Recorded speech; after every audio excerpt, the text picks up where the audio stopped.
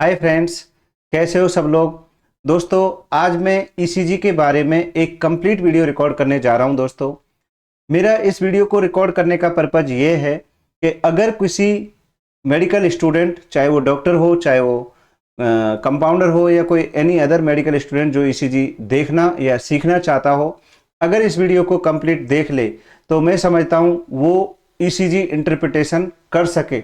दोस्तों, ये मेरा इस वीडियो रिकॉर्ड करने का पर्पज़ है और मैं कोशिश करूंगा कि इस वीडियो में मैं इंट्रोडक्शन से लेके और जो भी हायर लेवल की जितनी भी मैक्सिमम किसी एक एमडी फिजिशियन डॉक्टर को जो चीज़ें समझ में आती हैं, कोशिश मैं करूंगा उन सारी चीज़ों को मैं इस वीडियो में बता सकूं, जिससे कि कोई भी स्टूडेंट इस जो ईसीजी स्ट्रिप है उसको इजीली रीड कर सके। दोस्तों, इसके स्टार्टिंग में अपन थोड़ा सा ईसीजी के बारे में ओरिएंटेशन करेंगे कि ईसीजी क्या होता है, क्यों करते हैं, फिर उसका थोड़ा सा और कैसे ईसीजी अपन मशीन में क्या लीड होती हैं उनके बारे में थोड़ा थोड़ा पढ़ेंगे। और फिर फाइनली एक ईसीजी स्ट्रिप जब अपने सामने होती है, जब अपन ईसीजी देखना चाह रहे हैं तो अपने को कैसे ईसीजी को रीड करना है, तो एक अपन स्टेप बाय स्टेप अप्रोच कैसे अपने को रखनी है, पहले अपने को ये देखना है फिर ये देखना है, तो इसके बारे में दोस्तों सीरीज में अपन देखेंगे और एक step by step approach to ECG कैसे करते हैं उसके बारे में लर्न करेंगे। तो लेट्स स्टार्ट इंट्रोडक्शन पार्ट। दोस्तों, सबसे पहले ECG introduction, why we do ECG. दोस्तों, हम ईसीजी करते क्यों हैं, यहां से अपन स्टार्ट करते हैं।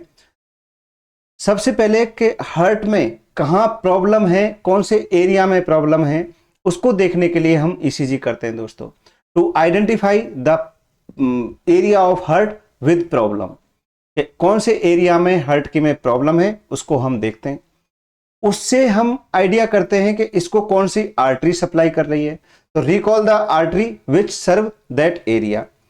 हमने एरिया देखा, उससे हमने पहचान लिया कि इस एरिया को ये वाली आर्टरी सप्लाई कर रही है। दोस्तों, मैं अभी आगे बताऊंगा ब्लड सप्लाई वगैरह सब, बट एक बार हमने सबसे पहले हम एरिया देखेंगे, कौन से एरिया में प्रॉब्लम है हार्ट के में, उस एरिया को कौन सी आर्टरी सप्लाई कर रही है, उसकी ब्लड सप्लाई क्या है, और वो आर्टरी कौन कौन से अदर स्ट्रक्चर्स को सप्लाई करती है। दोस्तों, उसके बाद अगर ये आर्टरी में प्रॉब्लम हो जाती है तो, और उसकी वजह से जो भी स्ट्रक्चर्स में प्रॉब्लम होगी तो उससे क्या क्या अपने बॉडी में इफेक्ट होंगे और फिर उसको अपन कैसे ठीक करेंगे।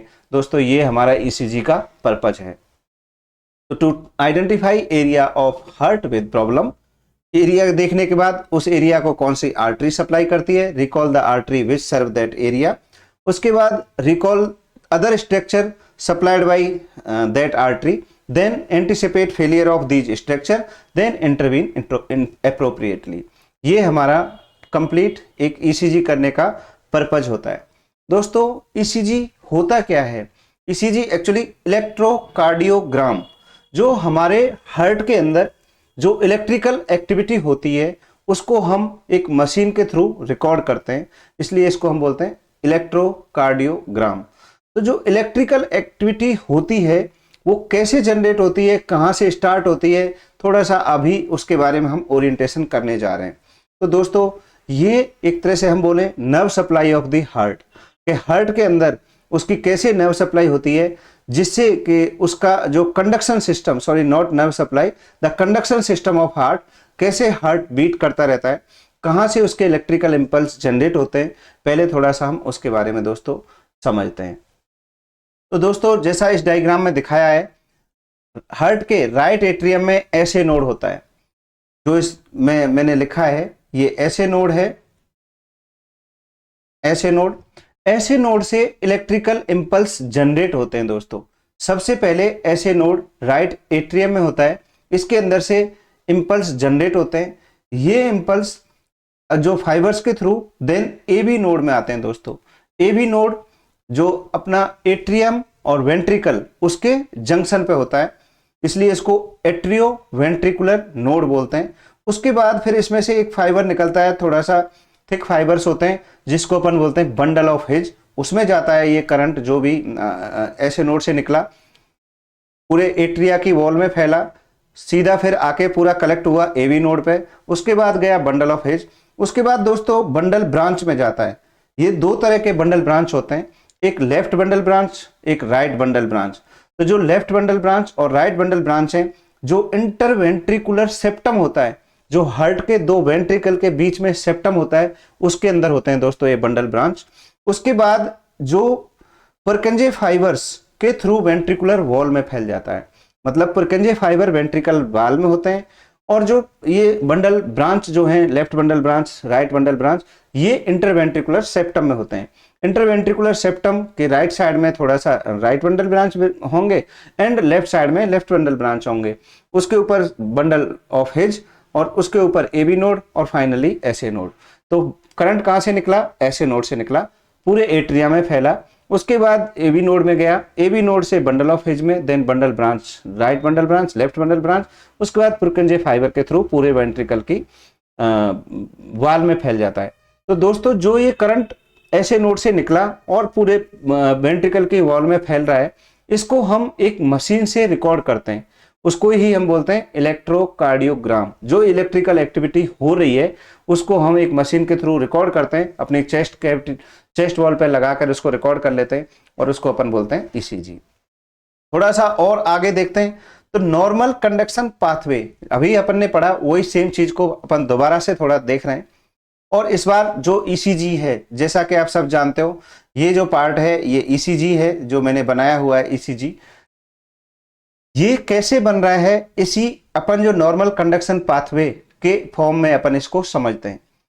दोस्तों जैसा मैंने बताया, ऐसे नोड से इलेक्ट्रिकल करंट जनरेट होता है, इसलिए इसको अपन pacemaker of the heart भी बोलते हैं।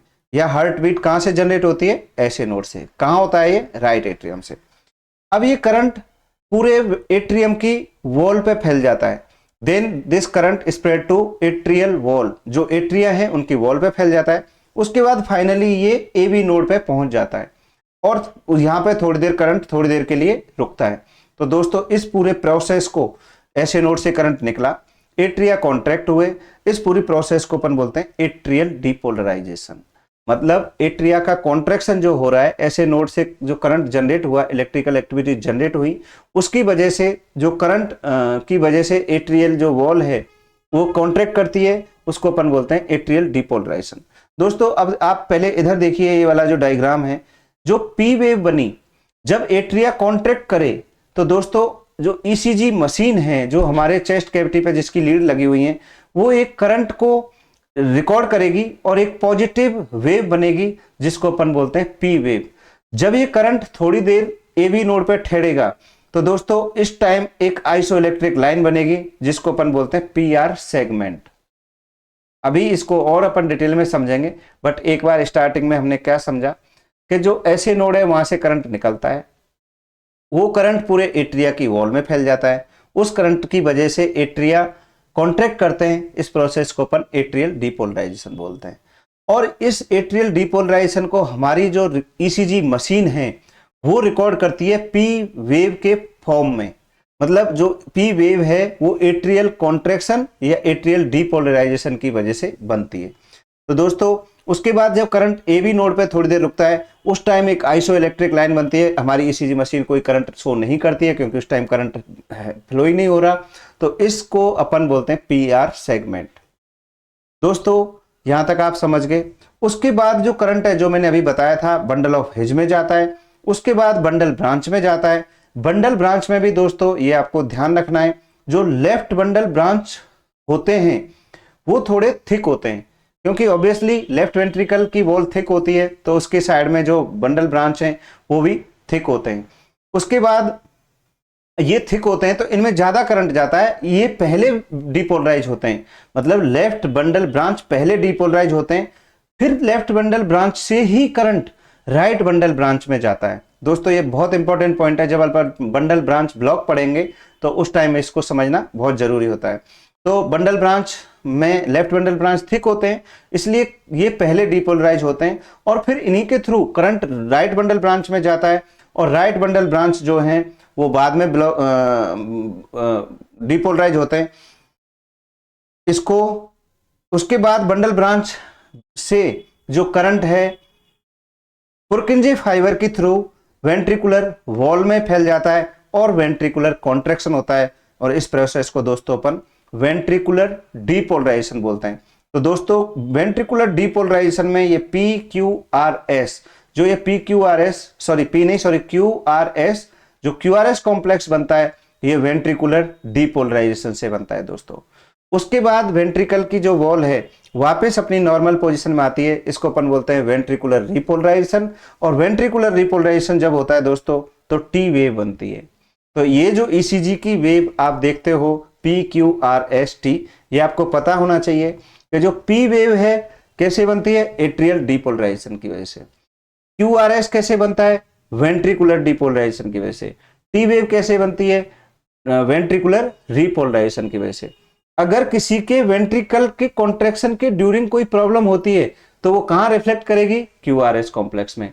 अगर रिपोलराइजेशन के ड्यूरिंग कोई वेंट्रिकल में प्रॉब्लम होती है तो कहां रिफ्लेक्ट करेगी, टी वेव के फॉर्म में। और अगर किसी के एट्रिया में कोई प्रॉब्लम होती है दोस्तों तो वो कहां रिफ्लेक्ट करेगा, टी वेव में रिफ्लेक्ट करेगा।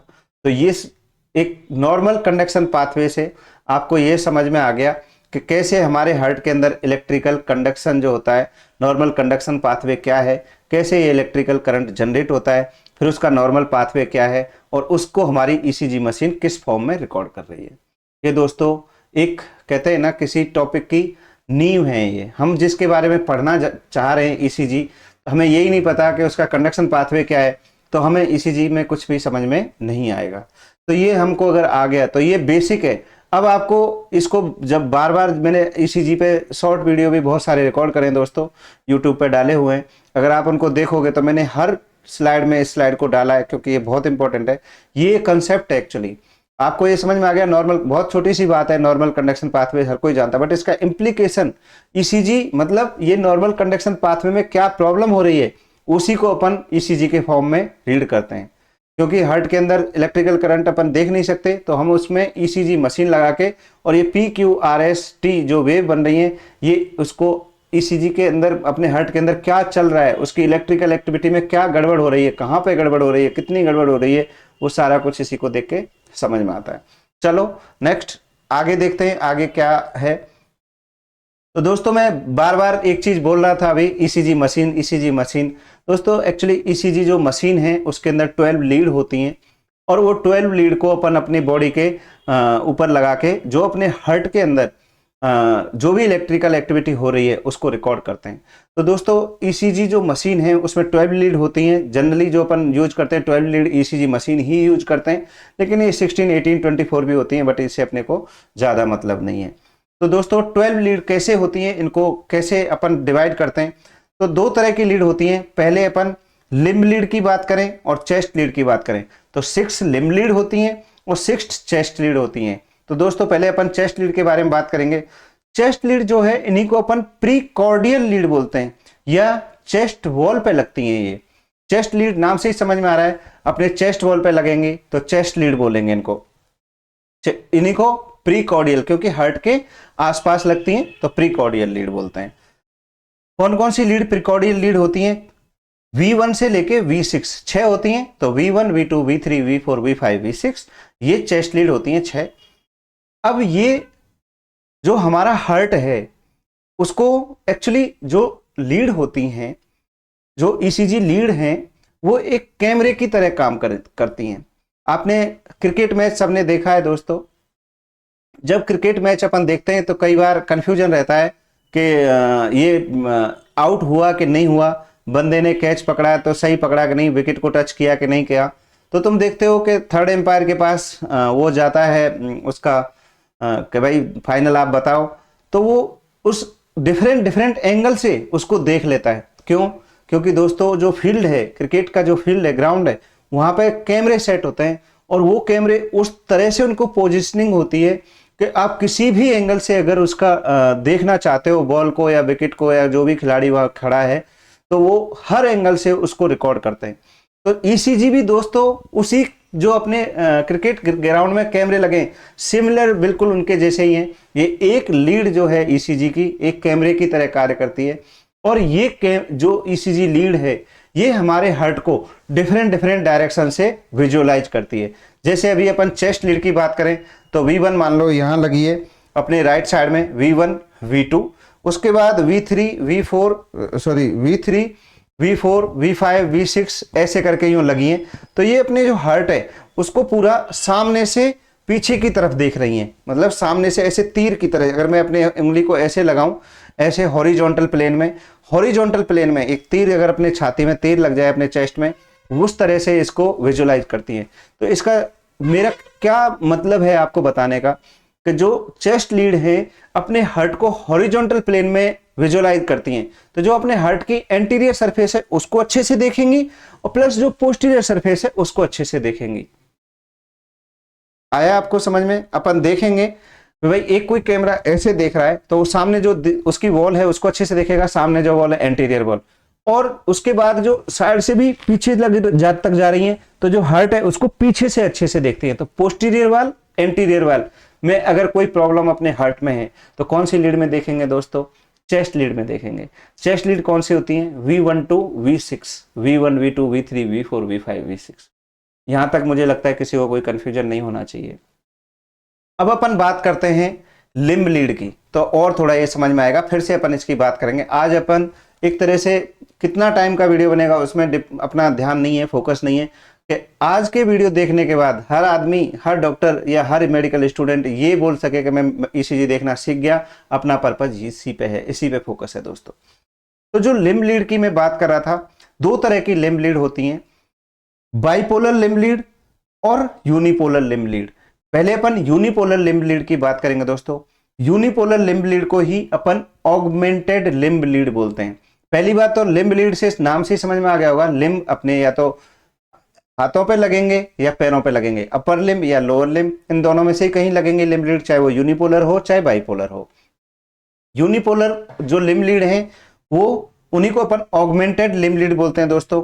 तो इनको अपन AVR, AVL, AVF right left, और AVF जो है नीचे की तरफ डाउनवर्ड अपने लोअर लिम्ब की तरफ इसका जो वेक्टर है मतलब डायरेक्टेड रहता है, वो अपन देखेंगे अभी। बस एक बार इनके नाम समझ लो। और जो बाइपोलर लिम्ब लीड है वो सिंपली 3 लीड है, तो 1 2 3 लीड 1 2 3 ये 3 लीड होती हैं। तो अपन ने 6 लिम्ब लीड पढ़ी, चेस्ट की 6 चेस्ट लीड पढ़ी। तो दोस्तों हाँ, जैसा मैंने अभी बताया था, जो अपनी चेस्ट लीड है अपने हॉरिजॉन्टल प्लेन में हार्ट को विजुलाइज करती हैं। सिमिलरली जो लिम्ब लीड हैं अपने हार्ट को वर्टिकली विजुलाइज करती हैं, ऊपर से नीचे देखती हैं, नीचे से ऊपर देखती हैं। तो दोस्तों ऊपर से नीचे देखती हैं, नीचे से ऊपर देखती हैं, इसका मतलब कौन सी वॉल को? जो अपनी लेटरल वॉल है उसको अच्छे से देखेंगे, प्लस अगर नीचे से देखेंगे तो अपने हार्ट की जो इंफीरियर वॉल है उसको अच्छे से देखेंगे। तो दोस्तों अगर किसी के हार्ट की जब अपन MI पढ़ेंगे तो ये चीज अपने काम आएगी, कि अगर अपन को MI देखना है इंफीरियर वॉल का तो कौन सी लीड में देखेंगे? 2 3 AVF, मतलब जो इंफीरियर वॉल को शो करेंगे। अभी अपन इसको भी रीड करेंगे कि कैसे, क्यों ही इसी को देखेंगे, और अभी थोड़ा सा समझेंगे। तब ये अभी आपको बस इतना समझना है कि अपने 12 लीड होती हैं, 12 लीड होती हैं, 6 लीड होती है लिम्ब लीड, 6 लीड होती है chest lead. Chest lead simply heart को हॉरिजॉन्टली विजुअलाइज करती हैं, तो एंटीरियर वॉल पोस्टीरियर वॉल को अच्छे से देखती हैं। और कितनी होती हैं? V1 to V6। Limb lead जो है पैरों में लगती हैं, हाथों में लगती हैं। कैसे लगती हैं अभी देखेंगे अपन। दो तरह की होती हैं, यूनिपोलर, बाइपोलर। बाइपोलर को अपन 1 2 3 बोलते हैं, और बाइपोलर को ही यूनिपोलर को ही अपन ऑगमेंटेड लिम्ब लीड बोलते हैं, और इन्हीं को अपन AVR, AVL, AVF बोलते हैं। और ये हार्ट को अपने वर्टिकल प्लेन में विजुअलाइज करती हैं, लेटरल वॉल और inferior wall of the heart को देखती हैं। आगे और देखते हैं दोस्तों। जैसा कि मैं अभी बता रहा था, मैंने एक लीड का यहाँ फोटो डाला है दोस्तों। ये जो नीले नीले कलर की लीड्स हैं इनको अपन बोलते हैं chest lead. V1 V2 V3 V4 V5 V6। और दोस्तों ये अपनी लिम्ब लीड है, इन्हीं के अंदर अपन की सारी जो लीड 1 2 3 4 वो हैं, और लीड AVR, AVL और AVF, ये तीनों, ये 6 जो लीड हैं उन्हीं को इसमें करके तीनों को लगाया हुआ है। जैसे आप देख रहे हो इसमें एक ये वायर लगा हुआ है, क्लिप जैसा लगा हुआ है, ये लीड है, और एक लीड इसके अंदर है। तो ऐसे करके दोनों ऑगमेंटेड और यूनिपोलर, बाइपोलर और यूनिपोलर को एक ही क्लिप के अंदर लगाया हुआ है दोस्तों। अब इनको कैसे अपने लगाते हैं बॉडी में, इसको भी थोड़ा सा अपन ज़्यादा नहीं अपन इसमें टाइम वेस्ट करेंगे क्योंकि वीडियो ज़्यादा लंबा हो जाएगा, बट अपन एक बार समझेंगे। सबसे पहले जैसा मैंने अभी दिखाया था, रेड कलर की जो लीड है, इसमें इस वाले डायग्राम में दिखाया रेड कलर की, इनको एक बार देख लीजिए, रेड कलर की होती है, येलो, ग्रीन एंड ब्लैक। तो दोस्तों इनको अपन इस सीरीज में अगर कोई बंदा लेटा हुआ है तो उसके हाथ पैरों में लगाने लिम्ब लीड हैं, ये जो कलरफुल लीड थी अभी। तो सबसे पहले जो रेड कलर की जो लीड है उसको अपन राइट हैंड में रिस्ट जॉइंट पे लगाते हैं। उसके बाद जो येलो कलर की जो लीड है उसको लेफ्ट हैंड की रिस्ट जॉइंट पे लगाते हैं। उसके बाद दोस्तों जो उसका लोअर लिम्ब है, लेफ्ट लोअर लिम्ब में ग्रीन कलर की लिम्ब लीड लगाते हैं, और जो ब्लैक कलर की जो अर्थिंग लीड भी है एक तरह से, उसको अपन राइट लोअर लिम्ब में लगाते हैं। तो दोस्तों ये अपने को याद रखना है। वैसे तो उस पर लिखा रहता है क्लिप पे कि ये राइट लेफ्ट, बट कई बार नहीं लिखा हो तो आपको ये पता होना चाहिए कि जो रेड कलर की जो लीड है उसको अपन राइट, रेड फॉर रेड, या राइड योर ग्रीन बाइसिकल, ये इसको याद रखने का एक निमोनिक है, राइड योर ग्रीन बाइसिकल। इसी सीरीज में राइड मीन्स रेड, फिर उसके बाद येलो, फिर उसके बाद लेफ्ट जो पैर है अपना उस पर ग्रीन, और राइट साइड का जो पैर है उस पर ब्लैक कलर की लिम्ब लीड लगाते हैं। उसके बाद दोस्तों अगर हम बात करें इसकी चेस्ट लीड की, तो चेस्ट लीड को कैसे लगाते हैं थोड़ा सा इसके बारे में भी अपन देखेंगे। तो जो चेस्ट लीड है दोस्तों आपको पता है 6 चेस्ट लीड है, V1 to V6। तो जो V1 लीड है उसको दोस्तों पहली बात तो फोर्थ इंटरकोस्टल स्पेस में लगाते हैं। इंटरकोस्टल स्पेस कैसे गिनते हो सब लोग जानते हो, एंगल ऑफ लुइस बोलते हैं इसको, जहां पर सेकंड रिब अटैच होती है और मेन्यूब्रियो स्टर्नल जॉइंट, जो स्टर्नम बोन है, ये मेन्यूब्रियम बोन है, ये आपस में जुड़ती हैं। यहाँ पे सेकंड रिब अटैच होती है, इसके नीचे का जो स्पेस है वो सेकंड इंटरकोस्टल स्पेस है, उसके नीचे थर्ड और उसके नीचे फोर्थ। तो फोर्थ इंटरकोस्टल स्पेस में स्टर्नम के जस्ट लेटरल साइड में दोस्तों यहाँ पर उसको अपन लगाते हैं। जैसे अपन इसकी बात करें तो यहाँ लगाते हैं लीड V1। V2 की बात करें तो सेम फोर्थ इंटरकोस्टल स्पेस में ही लगाते हैं, लेकिन लेफ्ट साइड में लगाते हैं। तो राइट साइड में V1 कहाँ लगाते हैं, राइट साइड में लगाते हैं। कहाँ पे लगाते हैं, फोर्थ इंटरकोस्टल स्पेस में लगाते हैं। कहाँ पे लगाते हैं, स्टर्नम के जस्ट राइट साइड में लगाते हैं। V2 लीड को कहाँ लगाते हैं, सेम फोर्थ इंटरकोस्टल स्पेस में लगाते हैं, बट किधर लगाते हैं, लेफ्ट साइड में लगाते हैं। लेफ्ट साइड में लगाते हैं,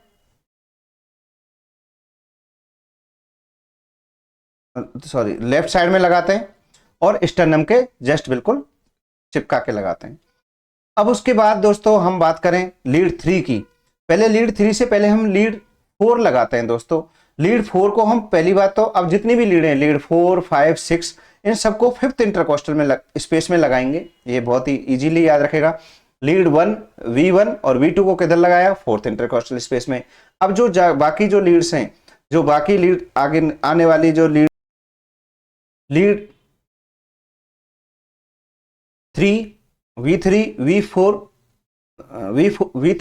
V5 जो लीड है उनको फिफ्थ इंटरकोस्टल स्पेस में लगाते हैं। सबसे पहले अपन लीड V4 को लगाते हैं दोस्तों फिफ्थ इंटरकोस्टल स्पेस में। कहां पर, मिड क्लेविकुलर लाइन, जो हमारी क्लेविकल बोन है, क्लेविकल बोन है उसके बिल्कुल जो मिड पॉइंट है उससे नीचे की तरफ अगर अपन लाइन खींचे तो उसको अपन बोलेंगे मिड क्लेविकुलर लाइन, और फोर्थ इंटरकोस्टल स्पेस में उसको लगाते हैं। उसके बाद दोस्तों V5 को मिड एक्सिलरी लाइन, जो अपना इंटीरियर एक्सिलरी फोल्ड है, इसके सीध में अपन फिफ्थ इंटरकोस्टल स्पेस में लगाते हैं। उसके बाद दोस्तों जो V6 है, जो अपनी मिड एक्सिलरी लाइन है, अपनी जो एक्जिला है उसका बिल्कुल मिड पॉइंट है, और वही नीचे कहां तक लाएंगे, फिफ्थ इंटरकोस्टल स्पेस में। तो लीड V4 को कहां लगाया, मिड क्लेविकुलर लाइन में। V5 को कहां लगाया, मिड एक्सिलरी लाइन में। और लास्ट में V6 को कहां लगाया, मिड एक्सिलरी लाइन में, और इसको एंटीरियर एक्सिलरी फोल्ड पे लगाया। तो ये आपको समझ में आ गया। V4 लीड को कहां लगाते हैं, फिफ्थ इंटरकोस्टल स्पेस में at mid clavicular line. V5 को कहां लगाते हैं, फिफ्थ इंटरकोस्टल स्पेस में at anterior axillary fold. V6 lead को कहाँ लगाते हैं? फिफ्थ इंटरकोस्टल स्पेस में एट मिड एक्सिलरी लाइन पे लगाते हैं। और V3 को कहाँ लगाते हैं दोस्तों? उसका इतना इंपॉर्टेंट नहीं है, V4 और V5 के बीच में कहीं भी लगा देते हैं दोस्तों, in between V2 and V4, ये आपको याद रखना है। तो लीड कैसे अपने बॉडी पे प्लेस करते हैं ये भी दोस्तों आप समझ गए। जो लिम्ब लीड हैं उनको सिंपली अपन राइट साइड, राइट हैंड की जो रिस्ट है उस पे रेड कलर की जो क्लिप है उसको लगा देंगे। उसके बाद जो येलो कलर की जो क्लिप है उसको अपन लेफ्ट हैंड की जो रिस्ट जॉइंट है उस पे लगा देंगे। ऐसे ही एंकल जॉइंट पे जो ग्रीन कलर की क्लिप है उसको अपन लेफ्ट लोअर लिम्ब या लेफ्ट पैर पे लगा देंगे एंकल जॉइंट पे। वैसे ही जो ब्लैक कलर की लीड है, क्लिप है, उसको अपन सीधे पैर की जो एंकल जॉइंट है, राइट साइड का जो एंकल जॉइंट है उस पे लगा देंगे। चेस्ट लीड की बात करें तो सबसे पहले लीड V1 और V2 फोर्थ इंटरकोस्टल स्पेस में लगाते हैं, बाकी सारी फिफ्थ इंटरकोस्टल स्पेस में लगाते हैं। V1 V2 को सिंपली अपने जो स्टर्नम है उसके जस्ट पास में लगाते हैं, V1 को राइट साइड में और V2 को लेफ्ट साइड में। उसके बाद V4 को लगाते हैं मिड क्लेविकुलर लाइन में बट फिफ्थ इंटरकोस्टल स्पेस में। V3 को V2 और V4 के बीच में कहीं भी जो रिब्स है उस पर लगा देते हैं। उसके बाद जो V5 है उसको एंटीरियर एक्सिलरी फोल्ड पे लगाते हैं दोस्तों फिफ्थ इंटरकोस्टल स्पेस में। और जो मिड एक्सिलरी लाइन को अगर फिफ्थ इंटरकोस्टल स्पेस तक ट्रेस करें तो दोस्तों वहां पे अपन V6 लीड लगाते हैं। तो ये हो गई दोस्तों लीड के बारे में बात। अब मैंने जैसा अभी आपको स्टार्टिंग में ही बताया why we need so much lead in ECG, तो दोस्तों मैं आपको पहले ही बता चुका हूं each lead act as a camera, और ये हार्ट की एक बीट को अलग अलग एंगल से रिकॉर्ड करते हैं लाइक क्रिकेट मैच, जो मैं आपको पहले ही बता चुका हूं। So each lead has its own direction. अगर direction of current flow is in direction of a lead then that lead will show positive deflection in ECG. दोस्तों जब कभी आपने ईसीजी स्ट्रिप तो देखा ही होगा, आपने उसमें देखा होगा कि कुछ में क्यूआरएस नेगेटिव डायरेक्शन में है, कुछ में क्यूआरएस कॉम्प्लेक्स पॉजिटिव डायरेक्शन में, कुछ में पी वेव टी वेव सबोल्टे बन रहे हैं। ऐसा क्यों होता है? तो दोस्तों ये इसीलिए होता है कि अगर किसी ईसीजी लीड की डायरेक्शन, मान लो एक ईसीजी लीड यहां लगी हुई है और अपने हार्ट जो है उसकी डायरेक्शन के अपोजिट है ये डायरेक्शन, मान लो एक लीड यहां लगी हुई है, तो जो अपने हार्ट में करंट फ्लो है, जो अपने हार्ट में करंट फ्लो है दोस्तों, उसकी डायरेक्शन के अगर सेम डायरेक्शन में ईसीजी लीड लगी हुई है तो उस लीड में पॉजिटिव क्यूआरएस बनेंगे। और अगर लीड की डायरेक्शन और जो हार्ट के अंदर करंट फ्लो हो रहा है उसकी डायरेक्शन अलग है, मतलब अपोजिट है, तो दोस्तों उसमें नेगेटिव क्यूआरएस बनेंगे। अभी जैसे अपन एक एग्जांपल से समझते हैं, अगर दो लोग आमने सामने खड़े हैं और उनके बीच में एक कोई ऑब्जेक्ट मूव करता है, जैसे अपन इस पेन को मूव करा रहे हैं, ये इस हाथ के पास जा रहा है तो दूसरे हाथ के दूर जा रहा है, और एक थर्ड आदमी मान लो सामने खड़ा होकर उसको देख रहा है, तो उस थर्ड आदमी के उसका जो मूवमेंट हो रहा है उसके लिए वो न्यूट्रल है, तो उसमें वो उसके परपेंडिकुलर है, उसमें कोई पता नहीं चलेगा। सेम ऐसा ही ईसीजी जो लीड्स के अंदर होता है कि अगर कोई करंट ईसीजी लीड की डायरेक्शन करंट के अपोजिट है, मान लो करंट इधर जा रहा है और ईसीजी लीड की डायरेक्शन इधर डायरेक्शन में है, तो उसमें नेगेटिव क्यूआरएस बनेंगे। और अगर क्यूआरएस जो अपना करंट फ्लो हो रहा है उसकी डायरेक्शन और अपनी लीड की डायरेक्शन सेम है, तो उसमें सेम है तो पॉजिटिव क्यूआरएस बनेंगे दोस्तों। तो सेम चीज यहां लिखी है, ईसीजी में भी ऐसा ही होता है। इसमें एक ही करंट जिसको तीन लीड अलग अलग नजरिए से देखती हैं, जो लीड की तरफ करंट जाएगा उसमें पॉजिटिव वेव बनेगी, जिस लीड से करंट दूर जाएगा उसमें नेगेटिव क्यूआरएस बनेंगे या नेगेटिव वेव बनेगी, और जो लीड बीच में होगी उसमें पॉजिटिव और फिर नेगेटिव वेव बनेगी। हट की एक बीट से निकले करंट को अलग अलग दिशाओं में रिकॉर्ड करेगी। तो दोस्तों ये आपको थोड़ा सा कंसेप्ट है, इसको समझना है। अब हमने ये देखेंगे कि जो हार्ट का नॉर्मल करंट फ्लो कैसे होता है। तो दोस्तों जो हमारा हार्ट है उसकी अगर हम करंट फ्लो की बात करें तो जो हार्ट का ओरिएंटेशन इस तरह से होता है हमारी बॉडी में, मीडियास्टेनम में हार्ट रहता है और उसमें जो करंट फ्लो का जो डायरेक्शन का जो फाइनल वेक्टर बनता है दोस्तों, वो ऐसे नोड टू अपेक्स की तरफ होता है, जैसा मेरे अभी हाथ की डायरेक्शन है या स्पेन की डायरेक्शन है, ऐसे होता है। तो इसको अपन बोलना चाहें अपन मेडिकल टर्मिनोलॉजी में, तो backward to forward, upward to downward and right to left.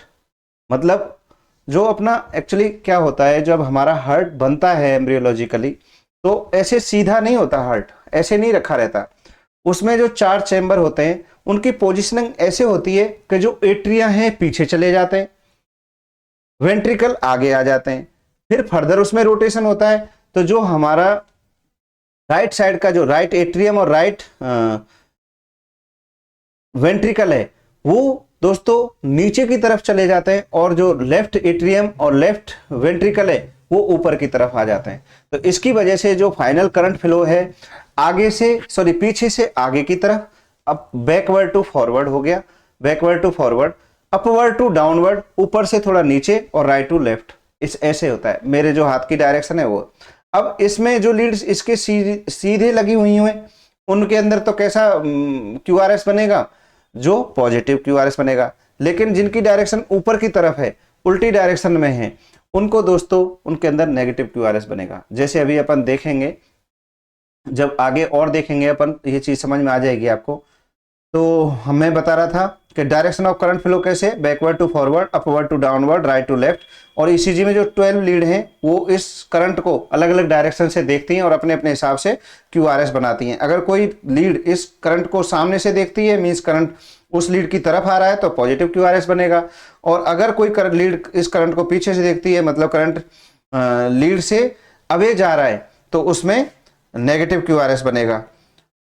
ये हो गया दोस्तों। तो अगर मींस करंट इस लीड की तरफ फ्लो कर रहा है तो उसमें पॉजिटिव होगा।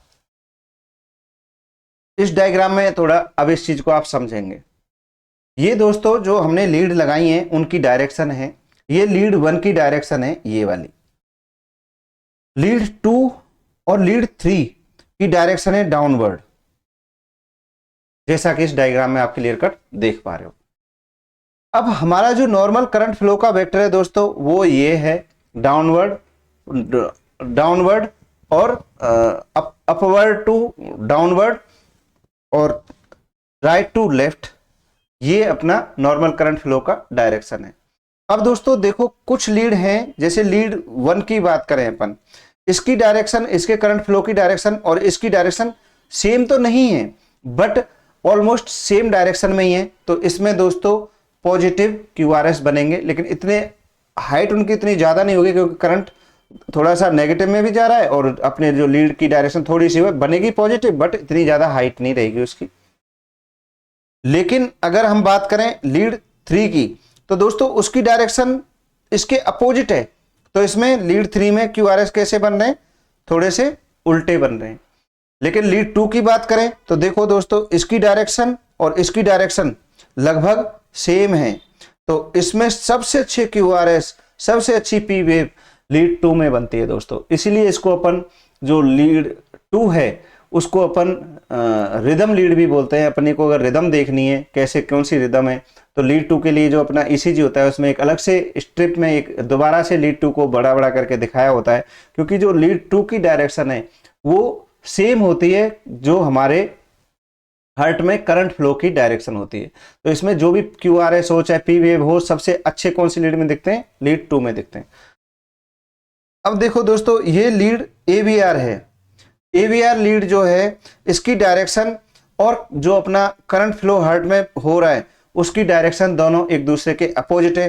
तो दोस्तों AVR में चाहे वो T वेव हो, चाहे वो P वेव हो, चाहे वो QRS हो, सब कुछ उल्टा उल्टा दिखता है। तो जब भी आप ECG स्ट्रिप देखेंगे तो AVR लीड के अंदर सब कुछ उल्टा दिखेगा, सारी वेव्स उल्टी दिखेंगी। तो दोस्तों अब शायद आपको थोड़ा समझ में आया होगा। जो AVF है उसकी डायरेक्शन थोड़ा नीचे की तरफ होती है, तो उसमें पॉजिटिव दिखते हैं, लेकिन उनकी हाइट जो है उतनी ज़्यादा नहीं होती जितना कि लीड 2 में और बाकी अदर लीड में होती है।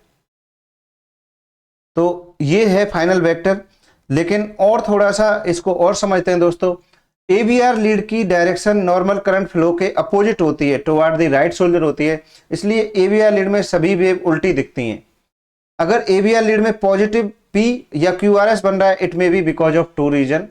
टेक्नीशियन ने ईसीजी लीड्स को ही उल्टा लगा दिया है, उल्टी लगा दी है उसने, अपने उसकी एबीआर को राइट हैंड की बजाय लेफ्ट हैंड पे लगा दिया है।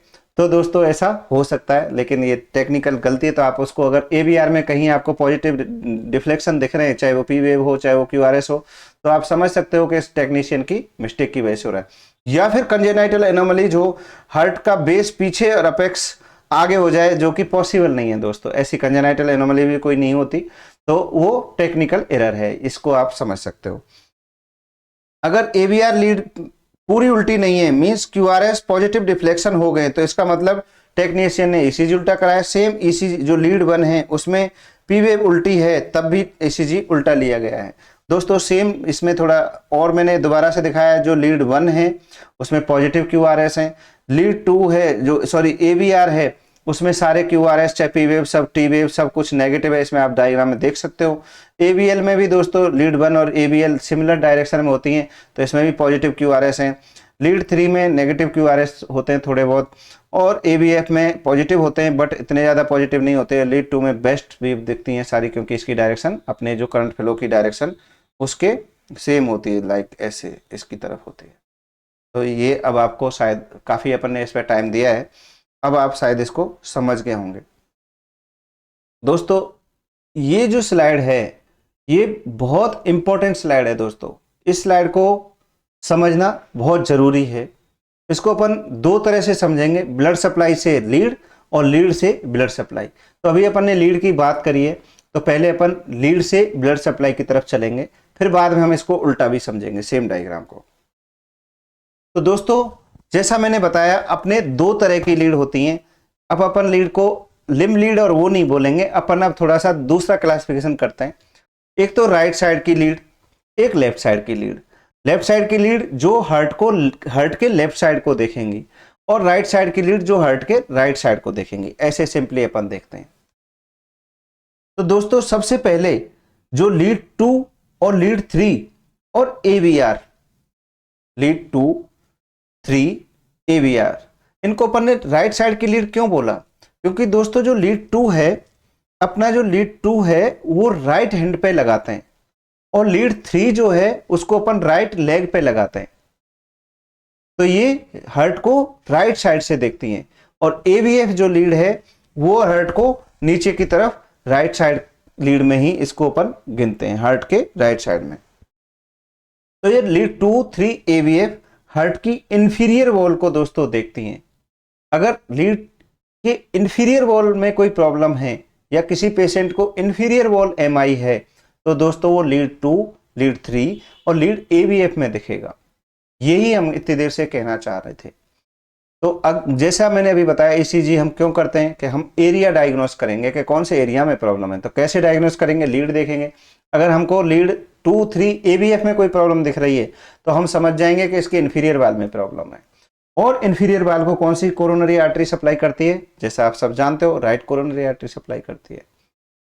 अब लीड इसकी बात करें, लीड V1 राइट साइड में मैंने बताया अपने जो स्टर्नम के राइट साइड में लगती है, फोर्थ इंटरकोस्टल स्पेस में, इसलिए जो सेप्टम है उसकी पोस्टीरियर वॉल को देखती है दोस्तों, पीछे से हार्ट को विजुअलाइज करती है, और साथ में राइट साइड में लगती है, इसलिए राइट वेंट्रिकल को भी विजुअलाइज करती है।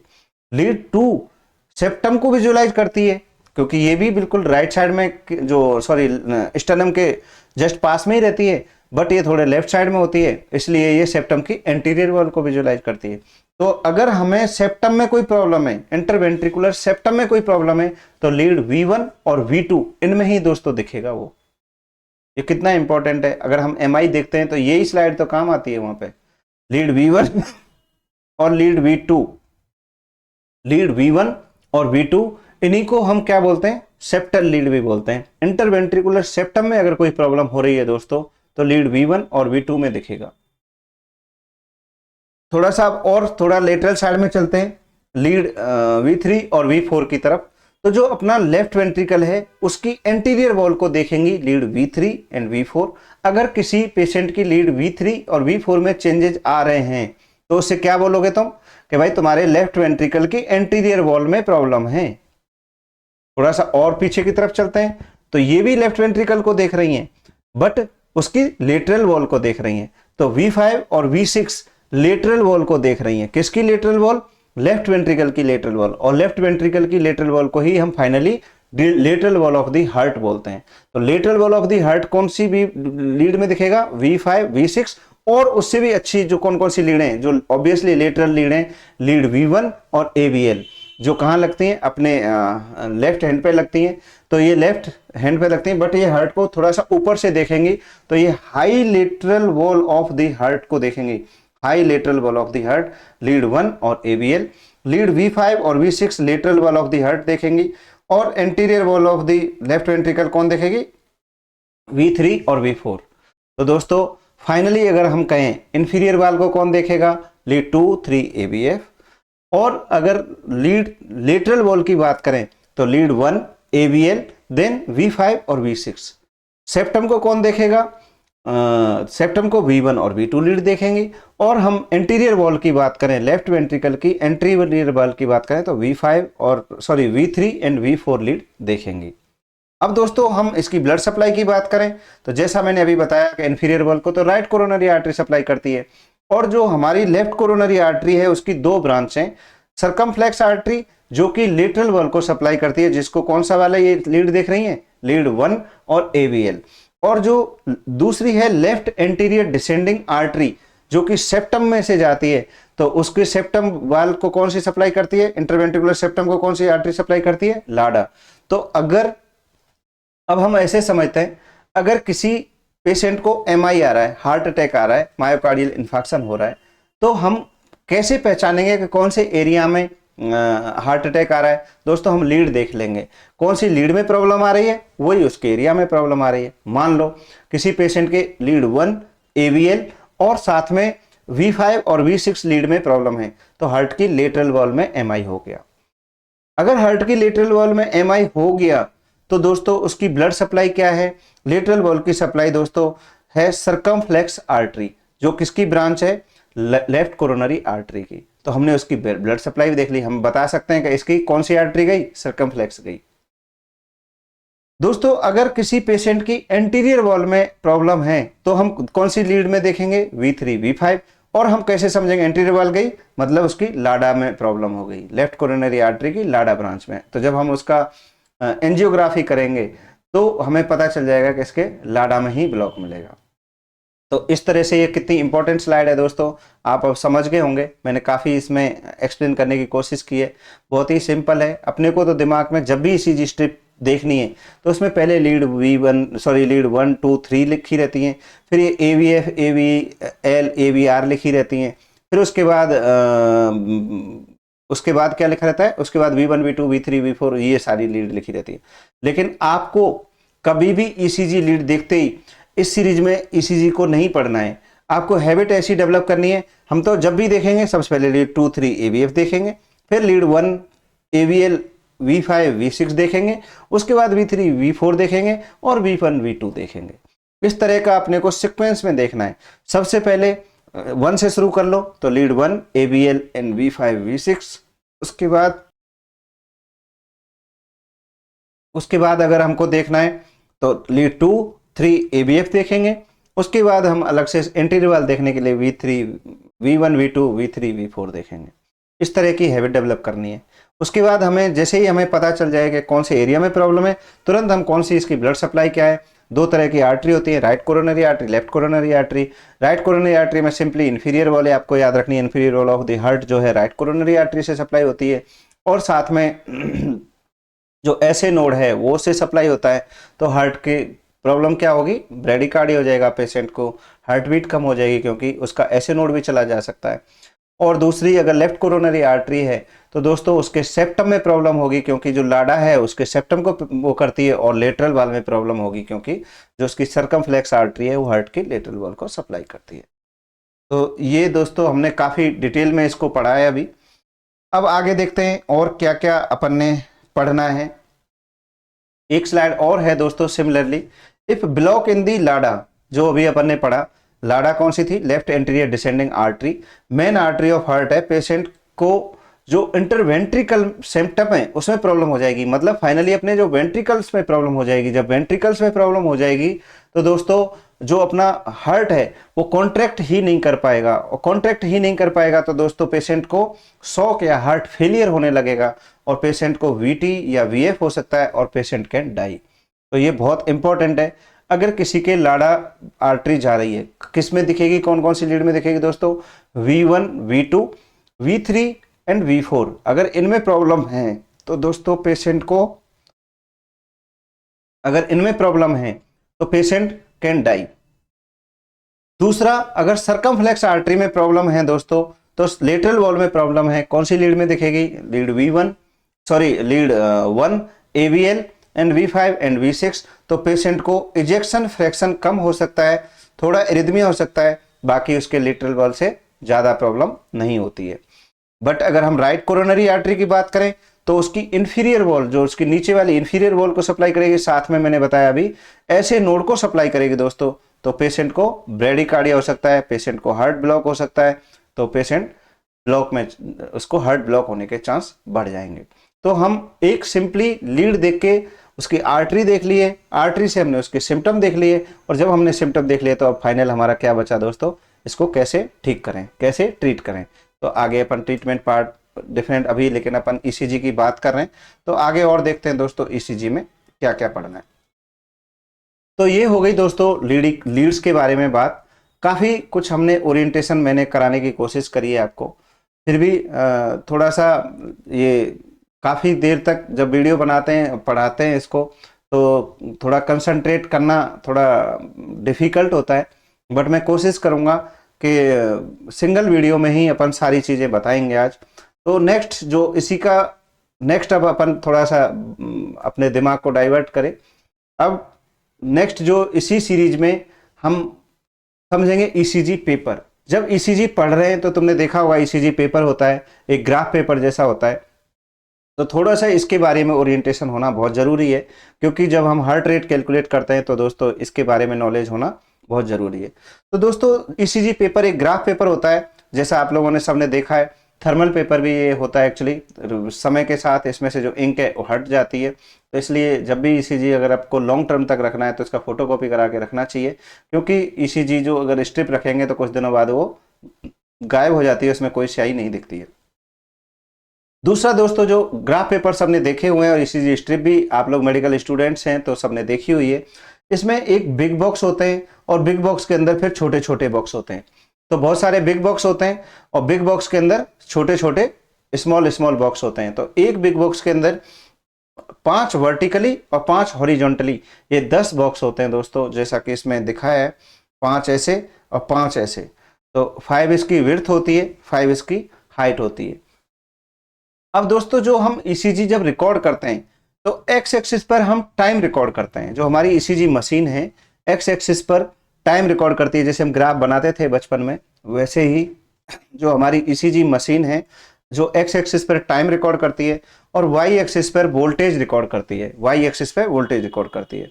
एक्स एक्सिस कांस्टेंट है और वाई एक्सिस में वेरिएबल लेते हैं, जैसा कि हम हमेशा से करते हैं, इसमें भी ऐसे ही है, टाइम के साथ वोल्टेज बदलता जाता है। दोस्तों इस चीज़ को आपको रटना है, मेरे को कहना पड़ेगा डायरेक्टली, इस चीज़ को आपको, इसमें कोई कंसेप्ट नहीं है, ये आपको याद रखना है, क्योंकि ये हमारे काम का है और हम इससे बहुत सारी चीज़ें जब ईसीजी देखते हैं तो ये हमें इसकी ज़रूरत पड़ती है। एक बिग बॉक्स जो है, चाहे वो इस एक्स एक्सिस पे हो चाहे वो वाई एक्सिस पे हो, तो उसका 5 mm उसका वो होती है विड्थ बोल लो। स्मॉल बॉक्स 1 mm का होता है, बिग बॉक्स कितना होता है 5 mm, और जो स्मॉल बॉक्स है 1 mm का होता है। अगर हम एक्स एक्सिस पे बात करें, मतलब जो टाइम की बात करें, तो एक बिग बॉक्स में कितना टाइम होता है, तो दोस्तों एक बिग बॉक्स में 0.2 सेकंड का टाइम होता है। दोस्तों एक बिग बॉक्स में 0.2 सेकंड का टाइम होता है। तो एक बिग बॉक्स में कितना टाइम होता है 0.2 सेकंड। लेकिन अगर हम एक स्मॉल बॉक्स की बात करें तो दोस्तों हम 0.04 सेकंड का एक स्मॉल बॉक्स होता है। वाई एक्सिस पे हम बात करें वोल्टेज, तो 2 बिग बॉक्स या 10 mm 1 मिली वोल्ट के बराबर होता है दोस्तों। तो एक स्मॉल बॉक्स कितना हुआ 0.1 मिली वोल्ट, या हम एक बिग बॉक्स की बात करें तो दोस्तों 0.5 मिली वोल्ट।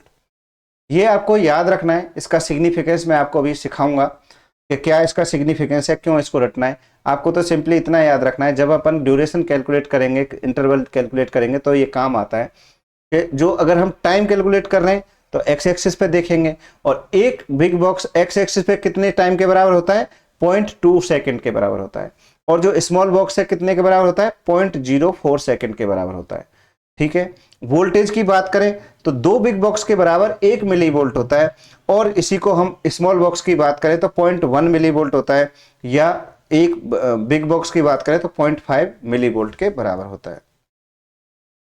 इसमें हमने फिर से यही लिखा है दोस्तों, जैसा मैं अभी बता रहा था। एक बिग बॉक्स की बात करें हम दोस्तों टाइम में, तो ये 0.2 सेकेंड्स के बराबर होता है एक बिग बॉक्स, और अगर हम इसकी हाइट स्मॉल बॉक्स की बात करें तो 0.04 सेकेंड, 0.04 सेकेंड का एक बिग स्मॉल बॉक्स होता है, और एक बिग बॉक्स 0.2 सेकेंड का होता है। अगर हम वोल्टेज की बात करें तो दो बिग बॉक्स, ये देखो दो बिग बॉक्स के बराबर 1 मिली वोल्ट होता है, तो जो एक स्मॉल बॉक्स है वो कितना होता है, 0.1 मिली वोल्ट। ठीक है। तो अगर हम एक बिग बॉक्स की बात करें तो दोस्तों वो 0.5 मिली वोल्ट होगा। तो ये क्या इसका सिग्निफिकेंस है, थोड़ा सा यही थोड़ा समझते हैं कि जब भी हमें ये इंटरवल कितने टाइम का है, ये कितना सेगमेंट का कितना ड्यूरेशन है QRS का, तो हम इसे कैलकुलेट करते हैं कि कितने बॉक्स आ रहे हैं, उन बॉक्स को गिनते हैं। एक बॉक्स का जो हमें पता है टाइम, एक स्मॉल बॉक्स कितना है, 0.04 सेकेंड है, तो 4 हुए तो उसको 4 से मल्टीप्लाई करते हैं, 3 है तो उसको 3 से मल्टीप्लाई करते हैं। जैसे अभी हम देखते हैं एक बिग बॉक्स कितने सेकंड का, मैंने बताया 0.2 सेकंड का है, 0.2 सेकंड का है, तो एक सेकंड में कितने बिग बॉक्स होंगे दोस्तों, 5 बिग बॉक्स होंगे, क्योंकि 0.2 है, 0.2 मतलब एक सेकंड का 5वां हिस्सा है ये, तो इसको हम एक सेकंड बनाएंगे तो 5 बिग बॉक्स हो जाएंगे, तो 10 सेकंड में कितने बिग बॉक्स बनेंगे, 50 बिग बॉक्स बन जाएंगे। एक मिनट में कितने बिग बॉक्स बनेंगे, तो गुणा इसको दोस्तों 6 से मल्टीप्लाई करेंगे तो 300 बिग बॉक्स बनेंगे। मतलब एक सेकंड में हम 5 बिग बॉक्स होते हैं। अगर हमारी ECG मशीन जो रिकॉर्ड करती है एक सेकंड का, वो ECG रिकॉर्ड करती है, जो हमारी ECG मशीन की पूरी स्ट्रिप होती है दोस्तों वो 10 सेकंड की रिकॉर्ड करती है। अगर 1 मिनट की करे तो कितने बॉक्स आ जाएंगे, उसकी ज़रूरत नहीं पड़ती। तो जो हमारी ECG मशीन है 10 सेकंड का वो रिकॉर्ड करती है, ECG स्ट्रिप रिकॉर्ड करती है, तो उसमें ऑलमोस्ट 50 बिग बॉक्स होते हैं। ये चीज़ मैं बताना चाह रहा हूँ, जब अपन हार्ट रेट कैलकुलेट करेंगे तब ये आपको समझ में आएगा।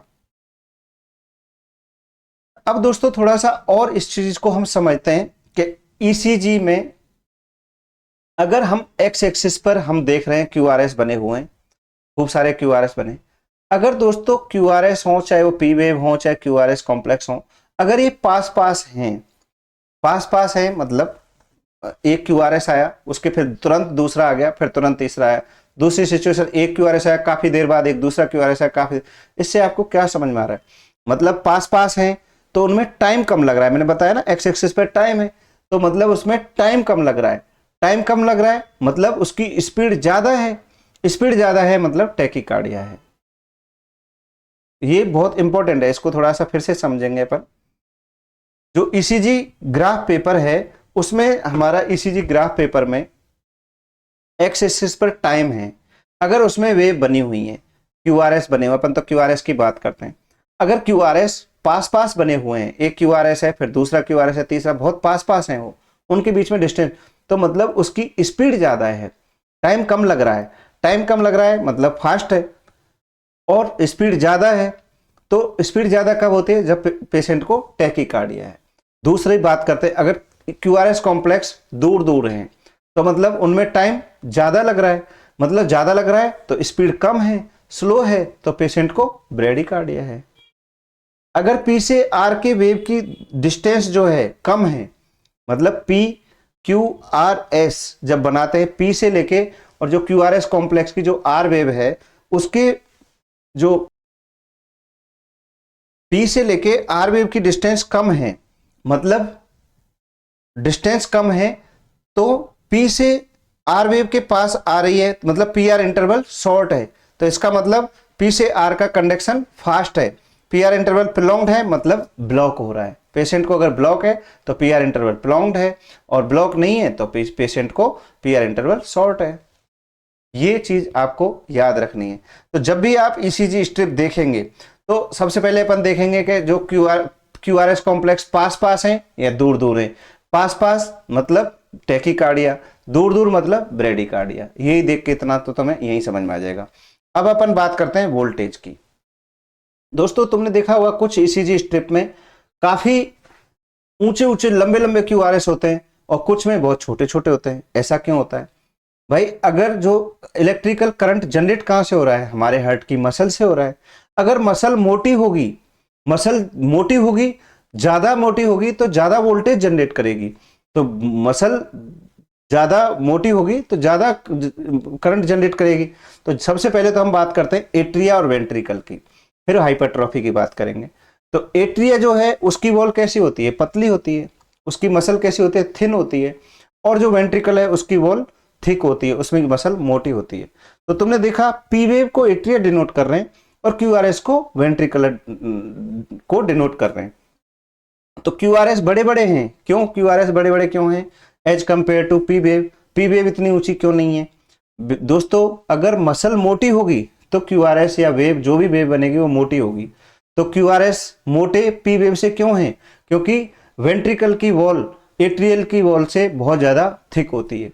जितनी ज्यादा वो मसल मोटी होगी या थिक होगी उतने क्यूआरएस बड़े बड़े बनेंगे। तो क्यूआरएस बड़े बड़े मतलब हाइपरट्रॉफी हो गई। उसमें भी अगर क्यूआरएस की बात करें, एक क्यूआरएस नॉर्मल जो अपने उसके एम्पलीट्यूड होना चाहिए उससे भी बड़े बड़े क्यूआरएस है। एक दूसरे में ईसीजी जब अपन निकाली स्ट्रिप, एक लीड के क्यूआरएस दूसरी लीड के क्यूआरएस से बिल्कुल टच कर रहे हैं, ऊपर तक जा रहे हैं, तो समझ लो उसमें हाइपरट्रॉफी हो रही है। तो अब शायद आपको ये समझ में आ गया। वाई एक्सिस पर वोल्टेज होता है और जो डिनोट करता है साइज ऑफ वेव। वेव ज्यादा ऊंची ऊंची मतलब वोल्टेज ज्यादा, तो मसल मोटी या वेंट्रिकल तो वोल्टेज ज्यादा, टॉल वेव बनेंगी, क्यूआरएस टॉल बनेंगे तो बड़े बड़े हो जाएंगे, तो वेंट्रिकुलर हाइपरट्रॉफी होगी। अगर लेफ्ट साइड की क्यूआरएस बड़े बड़े बन रहे हैं तो लेफ्ट वेंट्रिकुलर हाइपरट्रॉफी होगी। राइट साइड के क्यूआरएस बड़े बड़े बन रहे हैं तो लेफ्ट वेंट्रिकुलर हाइपरट्रॉफी होगी। दोस्तों मसल पतली होगी मतलब वोल्टेज कम, तो वेव छोटी होगी लाइक पी वेव। अगर पी वेव भी ज्यादा बड़ी बड़ी बन रही है अपने नॉर्मल एम्पलीट्यूड से तो फिर एट्रियल हाइपरट्रॉफी होगी। शायद अब आपको ये चीज समझ में आ गई। दोस्तों एक्स एक्सिस पर अपन ने टाइम देखा, अगर क्यूआरएस पास पास है तो मतलब स्पीड ज्यादा है, स्पीड ज्यादा है मतलब टैकीकार्डिया है, टाइम कम लग रहा है। और अगर दूर दूर है तो ब्रेडिकार्डिया है। ज्यादा हाइट है तो वोल्टेज ज्यादा है, वोल्टेज ज्यादा कब होगा? जब हाइपरट्रॉफी होगी। ये इतना समझ लिया तो हमें एक जब ईसीजी स्ट्रिप देखेंगे तो हमें एक ओरिएंटेशन हो जाएगा। जैसे ही हमने देखा अगर अच्छा इसके क्यूआरएस बहुत पास पास हैं, कितना पास है क्या है वो भी मैं अभी आपको बताऊंगा, लेकिन एक आइडिया हो गया कि अगर ज्यादा पास पास भी नहीं होने चाहिए, ज्यादा दूर दूर भी नहीं होने चाहिए। कितने होने चाहिए? 3 to 5 जो अपना क्यूआरएस के बीच में 3 to 5 बिग बॉक्स से ज्यादा दोस्तों दूरी नहीं होनी चाहिए। मैक्सिमम मैक्सिमम 3 और मिनिमम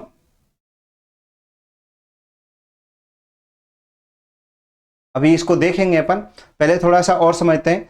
जैसा मैंने अभी बताया कि अगर पी वेव एब्सेंट है, मान लो अभी इतना समझने के बाद पी वेव नहीं बन रही, ईसीजी में पी वेव नहीं दिख रही, तो दोस्तों क्या समझ में आ रहा है कि जो पी वेव बनती कैसे है? एट्रियल कॉन्ट्रैक्शन की वजह से। कब? जब ऐसे नोड से करंट ए बी नोड तक पहुंचता है और जब एट्रियल कॉन्ट्रैक्ट करते हैं उसको रिप्रेजेंट करती है पी वेव। वो ही नहीं बन रही तो मतलब करंट ऐसे नोड और ए बी नोड से नहीं पहुंच रहा है, करंट जनरेट ही नहीं हो रहा है ऐसे नोड से, कहीं और से करंट आ रहा है, तो हार्ट ब्लॉक हो रहा है पेशेंट को। नो पी वेव मतलब एट्रियल कॉन्ट्रैक्शन नहीं हो रहा, या इतना फास्ट कॉन्ट्रैक्शन हो रहे हैं कि हमें दिखाई नहीं दे रहे, या फिर पेशेंट को जंक्शनल रिदम हो रही है। जंक्शनल रिदम मतलब ए बी नोड से ही करंट जनरेट हो रहा है, ये है। और थोड़ा देखते हैं दोस्तों,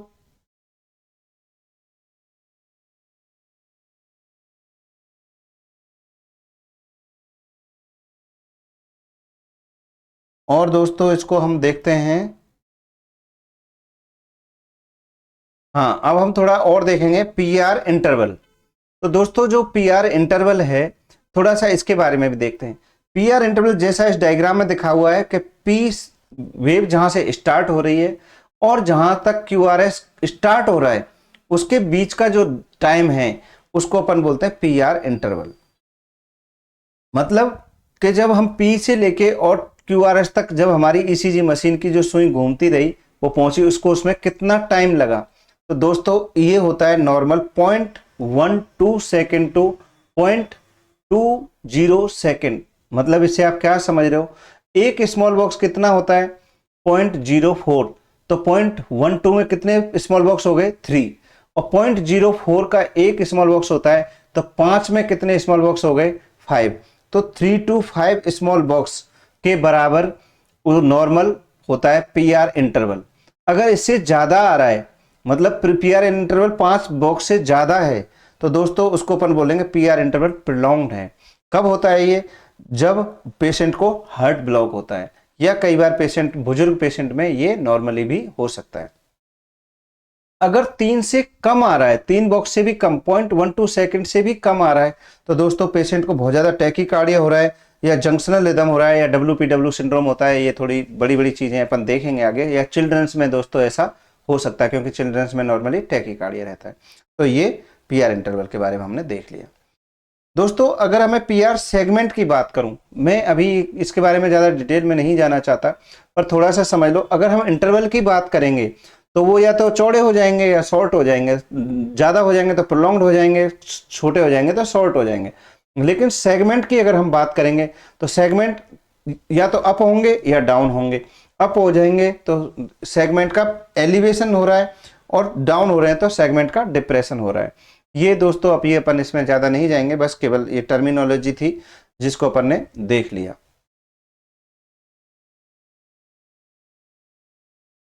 हाँ तो दोस्तों अब थोड़ा सा हम बात करेंगे क्यू आर एस ड्यूरेशन के बारे में। क्यू आर एस ड्यूरेशन भी लेस देन 3 स्मॉल बॉक्स होना चाहिए दोस्तों, ये बहुत इंपॉर्टेंट है। अगर Q R S duration 0.12 second या 3 स्मॉल के से कम होना चाहिए तो वो नॉर्मल है। और क्यू आर एस कैसे होने चाहिए, स्टीप एंगल होने चाहिए, शार्प पॉइंट पे होने चाहिए, एंड एट फिक्स्ड डिस्टेंस। ऐसा नहीं एक क्यू आर एस पहले आ गया, दूसरा क्यू आर एस बहुत देर में आ रहा है। दोनों जितने भी क्यू आर एस बन रहे हैं एक स्ट्रिप में, सारे क्यू आर एस के बीच की डिस्टेंस नॉर्मल एक जैसी होनी चाहिए, फिक्स्ड डिस्टेंस होनी चाहिए। अगर क्यू आर एस के बीच में सेम गैप नहीं है तो दोस्तों पेशेंट को इरिथमिया हो रहा है, एट्रियल फिब्रिलेशन हो रहा है। तो क्यू आर एस ड्यूरेशन के बारे में अभी इतना ही याद रखना है आपको कि क्यू आर एस ड्यूरेशन का जो नॉर्मल कितना ड्यूरेशन होता है, लेस देन 3 स्मॉल बॉक्स या 0.12 सेकंड के बराबर होता है। और ये सीधे होते हैं, स्टीप एंगल, शार्प पॉइंट होने चाहिए, एकदम चुभ जाए जैसे, और एट फिक्स डिस्टेंस होना चाहिए, और गैप बिल्कुल एकदम बराबर होना चाहिए। अगर ईसीजी पेपर में क्यूआरएस जो कॉम्प्लेक्स है उसमें क्या क्या एबनॉर्मलिटी हो सकती है दोस्तों, एक्स एक्सिस पर टाइम है तो नैरो क्यूआरएस हो सकते हैं। नैरो क्यूआरएस कितने, लेस देन 3 स्मॉल बॉक्स हो जाए, लेस देन 0.12 सेकंड हो जाए। अगर वाइड क्यूआरएस हो गए मीन्स टाइम ज्यादा लग रहा है, वर्टिकल वेंट्रिकल में कंडक्शन स्लो है, तो दोस्तों कब होता है ऐसा, बंडल ब्रांच ब्लॉक या वेंट्रिकुलर रिदम या पेस्ट रिदम होगी, या तो दोस्तों ऐसा होता है या ऐसा हो सकता है। ये क्यों, पेसमेकर क्योंकि हम वेंट्रिकल की वाल में ही लगाते हैं, तो जब भी वेंट्रिकल किसी के अगर पेसमेकर डला हुआ है तो उसमें क्यूआरएस कैसे आएंगे, वाइड क्यूआरएस आएंगे। तो ये दोस्तों अभी देखेंगे अपन। एक्स एक्सिस पे मैंने अभी आपको बता ही दिया, सॉरी वाई एक्सिस पे वोल्टेज होता है। क्यूआरएस टॉल हो गए मतलब वोल्टेज ज्यादा हो गया, मतलब मसल की जो हाइपरट्रॉफी हो गई, ज्यादा मसल हो गई। चेंबर एनलार्जमेंट में भी दोस्तों ये हो सकता है, अभी अपन देखेंगे आगे। वेंट्रिकुलर हाइपरट्रॉफी आरवीएच या एलवीएच दोस्तों हो, या हाइपरटेंशन हो, तो ये क्यूआरएस के वोल्टेज ज्यादा होते हैं। चेंबर हाइपरट्रॉफी दोस्तों 2 रीजन से हो सकती है, या तो वॉल्यूम ओवरलोड हो या प्रेशर ओवरलोड हो, तब ये चेंबर हाइपरट्रॉफी हो सकती है। उसके बाद वेंट्रिकुलर हाइपरट्रॉफी की अगर दोस्तों बात करें तो toll R wave in V1 दिखेगी, तो राइट साइड की लीड में है, तो कैसे क्या है, आरबीएच है। और पेशेंट को अगर V5 लीड या जो भी है उसमें दिखेगी तो दोस्तों एलबीएच है। अगर क्यू आर एस टॉल है इट मीन्स मसल ज़्यादा है, क्यू आर एस वाइड है इट मीन्स कंडक्शन स्लो है। तो क्यू आर एस टॉल है तो वोल्टेज ज़्यादा है, और क्यू आर एस वाइड है तो उनका कंडक्शन स्लो है, उसमें करंट स्लो बह रहा है दोस्तों। ये हमें इसे ओरिएंटेशन हो गया है। अगर Q R S low voltage है, जैसा मैंने बताया क्यू आर एस लो हाई वोल्टेज है तो एट्रोफी है, लेकिन कई पेशेंट में तुम देखोगे क्यू आर एस बहुत लो वोल्टेज है दोस्तों। इसका मतलब ये नहीं कि वेंट्रिकल छोटा हो गया है, ऐसा नहीं कि वेंट्रिकल में हाइपरट्रॉफी हो गई है, एट्रोफी हो गई है, ऐसा नहीं होता है। तो फिर ये क्यू आर एस छोटे क्यों हो गए नॉर्मल से? Less than 5 small box in all lead दिख रहे हैं, तो it may be due to दोस्तों, अगर पेशेंट को प्लूरल इफ्यूजन है, मिक्सीडीमा है, बहुत ज़्यादा ओबेसिटी है या एम्फाइसीमा है, तो दोस्तों ये जो पानी है या एयर है ये इंसुलेटरी फैक्टर पैडिंग का काम करता है between heart and chest wall. जो हमारे चेस्ट लीड हैं उसको जो रिकॉर्ड कर रही हैं ईसीजी को, उसके अंदर एक इंसुलेटरी पैड का काम करता है, जिससे कि उनमें पूरा करंट ईसीजी हमारी जो मशीन है उसको रिकॉर्ड नहीं कर पाती है, इसलिए वोल्टेज कम दिखता है। अगर सारी लीड में 5 स्मॉल बॉक्स से छोटे अगर क्यूआरएस बन रहे हैं तो आप समझो पेशेंट को कहीं मिक्सीडीमा तो नहीं है, ओबेसिटी तो नहीं है बहुत ज़्यादा, एम्फाइसीमा तो नहीं है, इफ्यूजन तो नहीं है, ऐसी सारी चीज़ों के बारे में सोचना है। तो ये दोस्तों हो गया ओरिएंटेशन। जहाँ तक मैं समझता हूँ मैंने काफ़ी कोशिश करी है बताने की, ऑलमोस्ट सारी चीज़ें कवर करने की। एक नॉर्मल पेशेंट को जो एक अपना नॉर्मल जो स्टूडेंट्स है, अपना मेडिकल स्टूडेंट है, चाहे वो एमबीबीएस बीडीएस कोई भी हो, उसको इतना ओरिएंटेशन हो जाए तो वो आगे ईसीजी देख सकता है। तो हमने पहले लीड्स के बारे में ओरिएंटेशन करा, फिर हमारी लीड्स क्या रिकॉर्ड करती हैं उसकी नर्व सप्लाई नॉर्मल कंडक्शन के पाथवे में को हमने पढ़ा दोस्तों। उसके बाद फिर हमने थोड़ा थोड़ा सारी चीज़ क्यूआरएस क्या होता है, ये क्या होता है, ईसीजी पेपर क्या होता है, उनके बारे में दोस्तों थोड़ा थोड़ा पढ़ा। अब हम फाइनली अपने जो मेन गोल है कि हमें ईसीजी जब स्ट्रिप मिलेगी तो हम उसको कैसे रीड करेंगे, फाइनली हम कैसे उस ईसीजी स्ट्रिप को देखेंगे, उस गोल पे दोस्तों अपने को पहुंचना है। तो सबसे पहले दोस्तों हम जब भी एक ईसीजी स्ट्रिप को रीड करना चाहेंगे तो हमको ये 6 स्टेप अप्रोच रखनी है। सबसे पहले हम देखेंगे जनरल इंप्रेशन, कैसा हमारा ईसीजी है उसका जनरल इंप्रेशन कैसा है। उसके बाद कैलिब्रेशन, उसके बाद दोस्तों हम करेंगे रिदम इंटरप्रिटेशन। रिदम इंटरप्रिटेशन कैसे करते हैं वो अभी अपन बहुत डिटेल में पढ़ने वाले हैं। उसके बाद दोस्तों क्यूआरएस कॉम्प्लेक्स देखेंगे, आर वेव प्रोग्रेशन कैसा है, एक्सेस कैसा है, बंडल ब्रांच ब्लॉक तो नहीं है उसको। उसके बाद दोस्तों हाइपरट्रॉफी देखेंगे, दोनों एट्रियल और वेंट्रिकुलर हाइपरट्रॉफी तो नहीं है। और फाइनली जो सबसे इंपॉर्टेंट है इस्चीमिया, एलिवेशन तो नहीं है, एसटी एलिवेशन, एसटी डिप्रेशन या पैथोलॉजिकल क्यू वेव तो नहीं है, ये देखेंगे। तो ये हम जब भी ईसीजी स्ट्रिप देखेंगे तो दोस्तों हमेशा आपको इसी स्टेप को फॉलो करना है। ऐसा नहीं सीधा डायरेक्ट देखने लगा एसटी एलिवेशन है कि नहीं है, नहीं ऐसे नहीं करना है आपको। सबसे पहले देखो ईसीजी का जनरल इंप्रेशन कैसा है, उसका कैलिब्रेशन ठीक है कि नहीं है, फिर उसका रिदम साइनस रिदम है कि नहीं है। उसके बाद क्यूआरएस कॉम्प्लेक्स देखो, क्यूआरएस कॉम्प्लेक्स में आरवेव प्रोग्रेशन तो नहीं हो रहा, एक्सेस डिविएशन तो नहीं हो रहा, कहीं बंडल ब्रांच ब्लॉक तो नहीं है, फिर उसके बाद कहीं इसको हाइपरट्रॉफी तो नहीं है, चाहे एट्रियल वेंट्रिकुलर, तो उस तरह से हम देखेंगे। उसके बाद फाइनली इस्चीमिया देखना है। तो दोस्तों हमें कोई भी गलती नहीं होगी और हम बहुत ही इजीली सारी चीज़ों को ईसीजी स्ट्रिप में पकड़ पाएंगे। तो लेट्स स्टार्ट एक एक चीज। तो लेट्स स्टार्ट जनरल इंप्रेशन।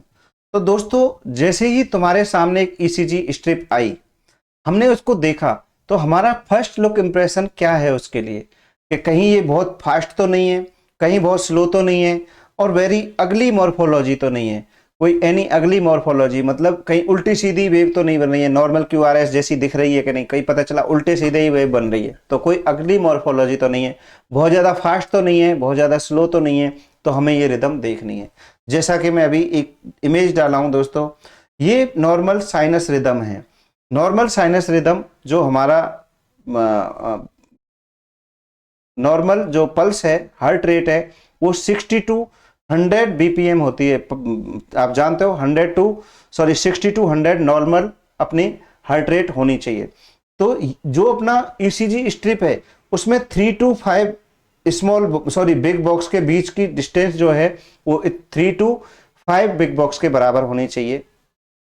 अगर उससे बहुत ज़्यादा है जैसा कि इस डायग्राम में है, या बहुत पास पास है जैसा कि इस डायग्राम में है, नॉर्मल कितना है 3 to 5 बिग बॉक्स होने चाहिए 2 QRS के बीच में, मैक्सिमम 5 मिनिमम 3। अगर इतना है तो हमारी हार्ट रेट कितनी होगी, 60 to 100 के बीच में होगी। लेकिन अगर किसी के बिग बॉक्स बहुत ज़्यादा हैं, QRS कॉम्प्लेक्स बहुत दूर दूर हैं, तो वो क्या है, ब्रेडिकार्डिया। लेकिन अगर QRS बहुत पास पास है तो उसको क्या है, टैकीकार्डिया, जैसा मैं अभी बता चुका हूँ। कितना नॉर्मल है, 3 to 5। सबसे पहले यही देखना है आपको, जब भी आप ECG स्ट्रिप देखोगे सबसे पहले हम क्या देखेंगे कि हमारे जो QRS कॉम्प्लेक्स हैं उनके बीच में जो डिस्टेंस है वो 5 बिग बॉक्स से ज़्यादा तो नहीं है, 3 बिग बॉक्स से कम तो नहीं है। 5 बिग बॉक्स से ज़्यादा तो ब्रेडिकार्डिया, 3 बिग बॉक्स से कम है तो टैकीकार्डिया। फिर उसके बाद देखना है कोई अगली मॉर्फोलॉजी, देखो अजीब सी ही वेव दिख रही है, इसमें कोई QRS VRS कुछ नहीं दिख रहा, तो ये एक अगली मॉर्फोलॉजी तो नहीं है। इस टाइप के ECG आपको कई बार देखने को मिल सकते हैं वेंट्रिकुलर फिब्रिलेशन वगैरह में, तो ये आपको ध्यान रखना है। उसके बाद दोस्तों नेक्स्ट जो हमारा स्टेप है, कैलिब्रेशन।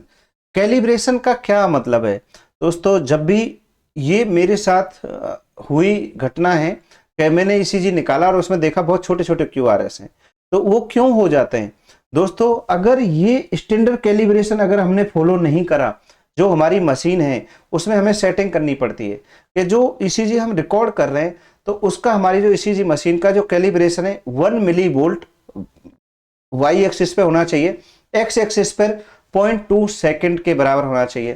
तो दोस्तों जो हमारी ECG मशीन की प्रिंटिंग जो मशीन है उसका स्पीड जो होगा वो 25 mm पर सेकंड होगा। तो दोस्तों जो हाइट है 2 लार्ज बॉक्स के बराबर होनी चाहिए हाइट। तो height show at which amplitude current is recorded, if increase height large और हाई एम्पलीट्यूड को QRS बनने लग जाएंगे। अगर हम मान लो इसको छोटा कर दें, 1 मिलीवोल्ट से आधा ही कर दें, 0.5 मिलीवोल्ट कर दें, तो दोस्तों स्मॉल या लो एम्पलीट्यूड QRS बनने लग जाएंगे। अगर हम हाइट बढ़ा देंगे तो लार्ज या हाई एम्पलीट्यूड QRS बनने लग जाएंगे।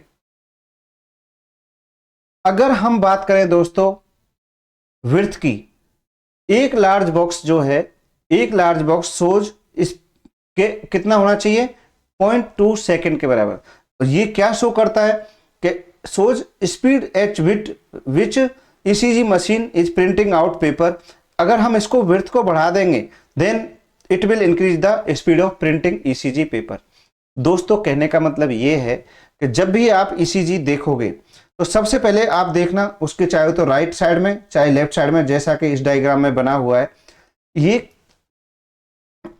एक ऐसे बॉक्स सा बना है, तो उसकी जो हाइट है 2 बिग बॉक्स के बराबर होनी चाहिए, जो उसकी विड्थ है वो उसकी कितनी होनी चाहिए, 1 बिग बॉक्स के बराबर होनी चाहिए। तो हमारा ECG जो मशीन है उसका जो नॉर्मल कैलिब्रेशन है वो होगा। अगर इसकी हम हाइट एक ही बिग बॉक्स के बराबर है तो ये जो QRS बन रहे हैं ये छोटे छोटे बनेंगे। अगर इसको हम इसकी विड्थ बढ़ा देंगे तो ये पास पास बनने लग जाएंगे, स्पीड बढ़ जाएगी पेपर की। तो ये चीज हमको ध्यान रखनी है। तो सबसे पहले जब भी हम ECG स्ट्रिप देखेंगे तो सबसे पहले हम देखेंगे QRS दूर दूर पास पास हैं या ऐसा क्या है, नॉर्मल है, कोई अगली मॉर्फोलॉजी नहीं है। दूसरी बात फिर हम जो देखेंगे इस राइट साइड में एक बिग बॉक्स सा बना रहता है, इसको देखेंगे दोस्तों, ये बहुत इंपॉर्टेंट है। इसको हम बोलते हैं कैलिब्रेशन। कितना होना चाहिए नॉर्मल कैलिब्रेशन, उसकी जो विड्थ है 1 बिग बॉक्स, हाइट है 2 बिग बॉक्स, या 1 मिलीवोल्ट या 0.2 सेकंड के बराबर उसका होना चाहिए नॉर्मल कैलिब्रेशन। तो हमारी जो ECG प्रिंटिंग मशीन है उसका जो स्पीड है वो 25 mm पर सेकंड है दोस्तों, ये रहेगा। तो इसमें जो ECG प्रिंट निकल के आएगा वो एकदम एक्यूरेट रहेगा, ना तो उसमें हाइपरट्रॉफी दिखेगी, पता चला आपने ये बढ़ा दिया 4 बिग बॉक्स के बराबर कर दिया तो पता चला पेशेंट को हाइपरट्रॉफी दिखा रहा है, QRS बहुत बड़े बड़े आएंगे, जबकि वो QRS नॉर्मली नहीं है बड़े बड़े, हमने उसका मशीन का कैलिब्रेशन सेट नहीं करा है इसलिए वो QRS बड़े बड़े हैं। तो ये दूसरा स्टेप दोस्तों बहुत इंपॉर्टेंट है, बहुत छोटी बात है, ये बहुत ही माइनर चीज है जो कि बहुत कई बार अपन बड़े बड़े डॉक्टर्स को भी इसका नहीं पता रहता है और वो देखते हैं कि ये क्या हो रहा है, टेक्नीशियन गलत करके दे देता है और उसको पता नहीं रहता। लेकिन अगर हमको ये पता है कैलिब्रेशन नॉर्मल नहीं है तो हम देख के ही बता सकते हैं ये टेक्नीशियन की गलती है, ना कि ये इसको पेशेंट को हाइपरट्रॉफी या एट्रोफी या जो भी है। दोस्तों जो नेक्स्ट स्टेप है बहुत ही इंपॉर्टेंट नेक्स्ट स्टेप है रिदम इंटरप्रिटेशन। दोस्तों जब भी हम किसी पेशेंट की हम चाहते हैं, उसमें जैसे तुमने देखा होगा ECG में लिखा रहता है साइनस रिदम, एक वर्ड लिखा रहता है साइनस रिदम, लेकिन दोस्तों उस साइनस रिदम लिखने से पहले ये साइनस रिदम है कि नहीं है, आपको इतनी सारी चीजें देखनी है। सबसे पहले पेशेंट की हार्ट रेट कैलकुलेट करनी है। दोस्तों हम ईसीजी देख के पेशेंट की हार्ट रेट भी कैलकुलेट कर सकते हैं, जैसा अभी अपन करना सीखेंगे।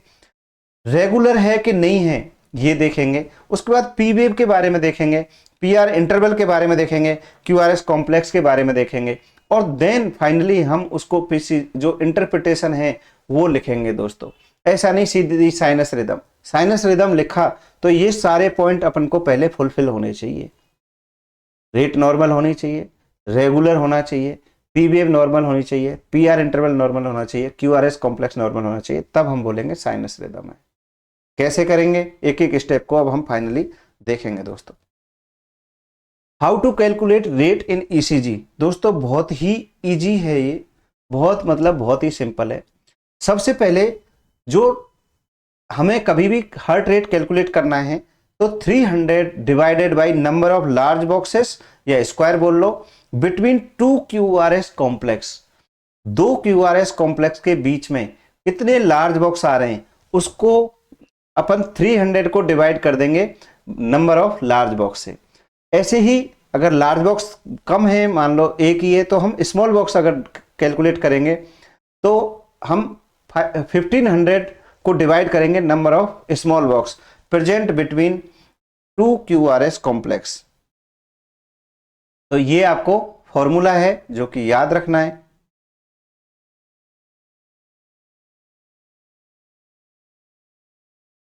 तो जब भी आपको हार्ट रेट कैलकुलेट करनी है तो जो 2 क्यूआरएस कॉम्प्लेक्स हैं उनके बीच में आप चाहो तो लार्ज बॉक्स काउंट कर लो, चाहे तुम उनके बीच में स्मॉल बॉक्स काउंट कर लो। अगर आपने लार्ज बॉक्स काउंट करें तो 300 divided by number of large box, अगर आपने स्मॉल बॉक्स डिवाइड करें काउंट करें तो 1500 divide by small box.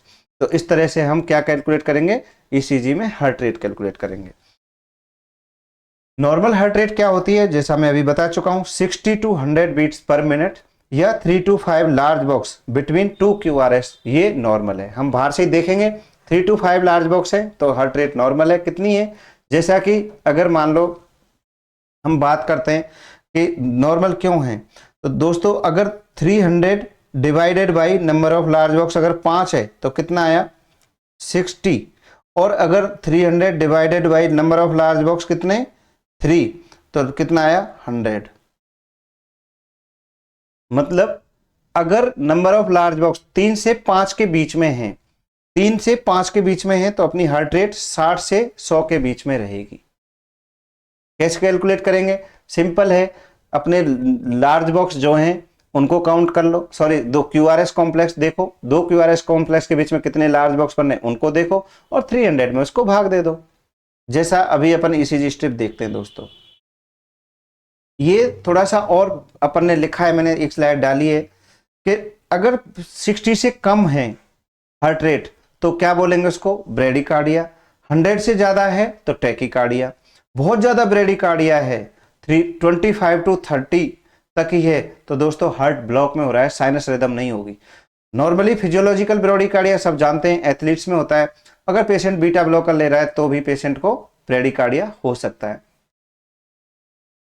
Heart rate दूसरी चीज जो अभी याद रखनी है, जैसा मैंने अभी कहा क्यूआरएस कॉम्प्लेक्स, 2 क्यूआरएस कॉम्प्लेक्स के बीच में बॉक्स काउंट करने अपने को। तो दोस्तों जब भी अपन ये बॉक्स काउंट करेंगे तो दोस्तों अपन लीड 2 में ही काउंट करेंगे, जो मैं अभी बता चुका हूं जब अपन लीड प्लेसमेंट पढ़ रहे थे कि भाई जो लीड 2 की डायरेक्शन है अपने हार्ट में जो नॉर्मल करंट फ्लो की डायरेक्शन के सेम होती है, तो उसमें बेस्ट क्यूआरएस, बेस्ट पीवेव, सब कुछ बेस्ट दिखता है। तो इसलिए उसमें अपने को जब भी हार्ट रेट कैलकुलेट कर रही हैं तो उसको अपन रिदम स्ट्रिप बोलते हैं। लीड 2 को लीड 2 में ही देखना है। इसलिए जो मॉनिटर है अपना मशीन है उसमें भी लीड 2 को डिफॉल्ट लीड करके सेट करके रखते हैं, इसलिए उसमें नीचे अलग से लीड 2 को फिर से एक ईसीजी स्ट्रिप बना के देता है वो मशीन, वो इसलिए देता है। दोस्तों अब जैसा कि इस डायग्राम में दिख रहा है, मैंने पहले से यहाँ लिखा हुआ है कि टाइम ज़्यादा ना लगे। दोस्तों सबसे पहले अपन ने देखा क्यूआरएस कॉम्प्लेक्स है, क्यूआरएस कॉम्प्लेक्स के बीच में बराबर डिस्टेंस है। उसके बाद दोस्तों हमने कैलकुलेट करा जो 2 क्यूआरएस के बीच में 4 बॉक्स हैं, 4 बिग बॉक्स हैं, ऑलमोस्ट थोड़ा बहुत अंतर हो सकता है। तो दोस्तों अपन ने 300 को डिवाइड करा 4 से, तो इसकी जो हार्ट रेट है इस ईसीजी में वो कितनी है 75। ऐसे ही दोस्तों हमने नेक्स्ट ईसीजी की अगर हम बात करें, इसमें देखो जो दो क्यूआरएस है बिल्कुल सेम फिक्स डिस्टेंस पे हैं, दोनों के बीच में बिग बॉक्स कितने भरने 6, तो 6 को 300 को डिवाइड करा 6 से तो लगभग 53 इसकी हार्ट रेट आ गई दोस्तों। एक और एग्जांपल हम देखते हैं, इसमें जो क्यूआरएस कॉम्प्लेक्स हैं, दो क्यूआरएस कॉम्प्लेक्स हैं, उनके बीच में 7 बिग बॉक्स के बीच की डिस्टेंस है, तो 300 डिवाइडेड बाई 7 तो दोस्तों 43 इसकी हार्ट रेट आएगी। उसके बाद दोस्तों अगर हम और एग्जांपल देखें तो पेशेंट को दो जो एग्जांपल अपन ने पिछले देखे, दोनों में ब्रेडिकार्डिया है, 60 से कम हार्ट रेट है तो दोनों में ब्रेडिकार्डिया है। अभी जो अपन एग्जांपल देखने वाले हैं वो है टैकीकार्डिया। तो दोस्तों हम इसकी बात करें, ये जो ऊपर वाला ईसीजी है इसमें लगभग एक बिग बॉक्स और थोड़ा सा और बिग बॉक्स, तो हमने इसको स्मॉल बॉक्स काउंट करें दोस्तों इसके, तो टोटल 7 स्मॉल बॉक्स है। तो अगर हम 7 स्मॉल बॉक्स को 1500 को डिवाइड करेंगे बाई 7 तो 214 ये इसका हार्ट रेट है। पेशेंट को 200 की हार्ट रेट आ रही है तो पेशेंट को क्या है दोस्तों टैकीकार्डिया है। और ये वाला जो ईसीजी है नीचे, इसमें दो बिग बॉक्स के बराबर दो क्यूआरएस के बीच में डिस्टेंस है दोस्तों, तो हमने कैलकुलेट कर लिया 300 divided by 2 number of big box, तो नंबर ऑफ बिग बॉक्स 2 है तो 150 दोस्तों, ये भी 100 से ज्यादा है तो इसमें भी पेशेंट को टैकीकार्डिया है। तो कितना इजीली आप हार्ट रेट कैलकुलेट कर सकते हो।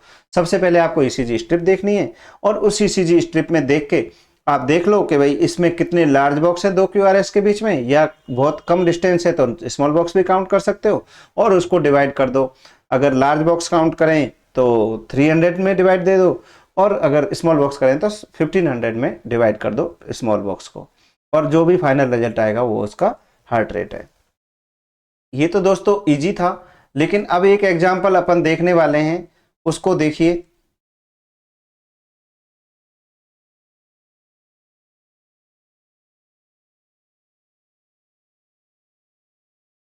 हाँ, तो नेक्स्ट जो एग्जांपल है दोस्तों जो अपन देखने वाले हैं, ये ईसीजी स्ट्रिप देखिए। इसमें सबसे पहले हमने देखा ये जो क्यूआरएस है इसके बीच में और इसके बीच में डिस्टेंस तो सेम है ऑलमोस्ट, लेकिन बीच में एक क्यूआरएस दो ऐसे हैं उनके बीच में डिस्टेंस अलग है। इन तीनों में चारों में तो डिस्टेंस सेम है, लेकिन बीच में एक क्यूआरएस के बीच में डिस्टेंस ज्यादा है। और फिर दूसरे अगर हम इसकी कंपैरिजन में इसको देखें तो दोस्तों इनके बीच में भी डिस्टेंस अलग अलग है। तो दोस्तों इस केस में हम कैसे काउंट करेंगे, इस वाले को सही मानेंगे या इस वाले को सही मानेंगे, कौन से को सही मानेंगे?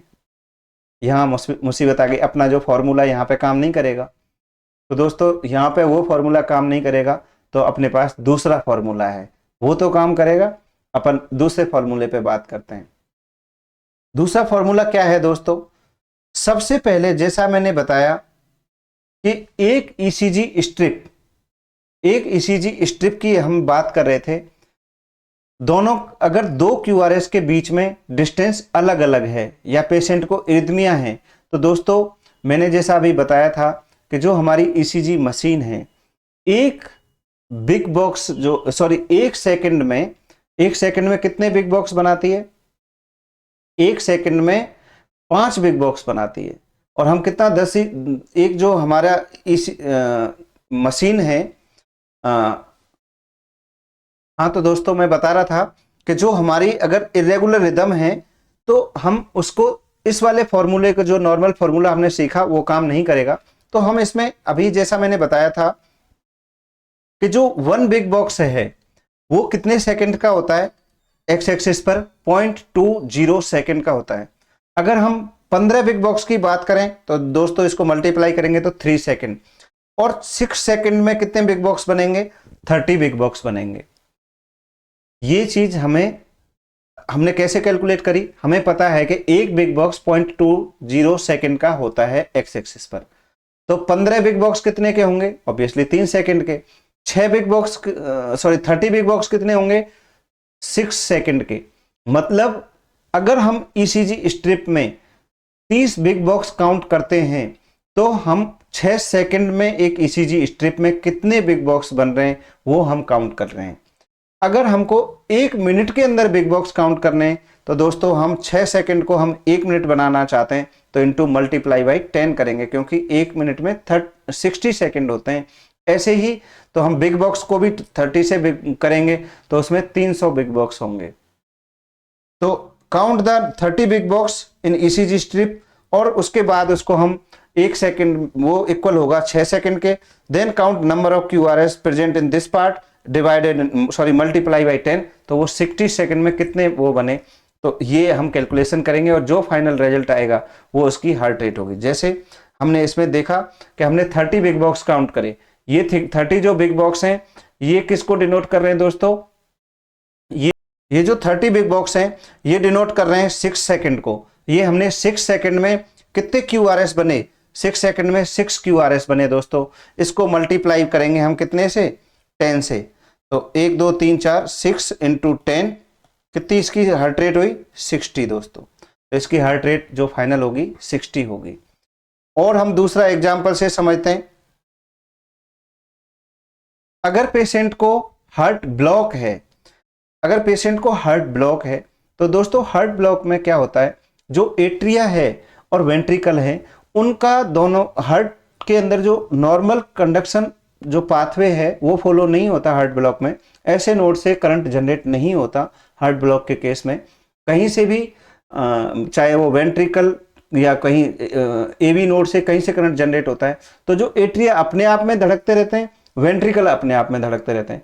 तो हमें अगर एट्रियल काउंट रेट काउंट करनी है तो 300 divided by number of large box present between 2 P wave, अगर एट्रियल रेट निकालनी है और वेंट्रिकुलर रेट निकालनी है दोस्तों तो 300 divided by number of large box present between 2 QRS complex.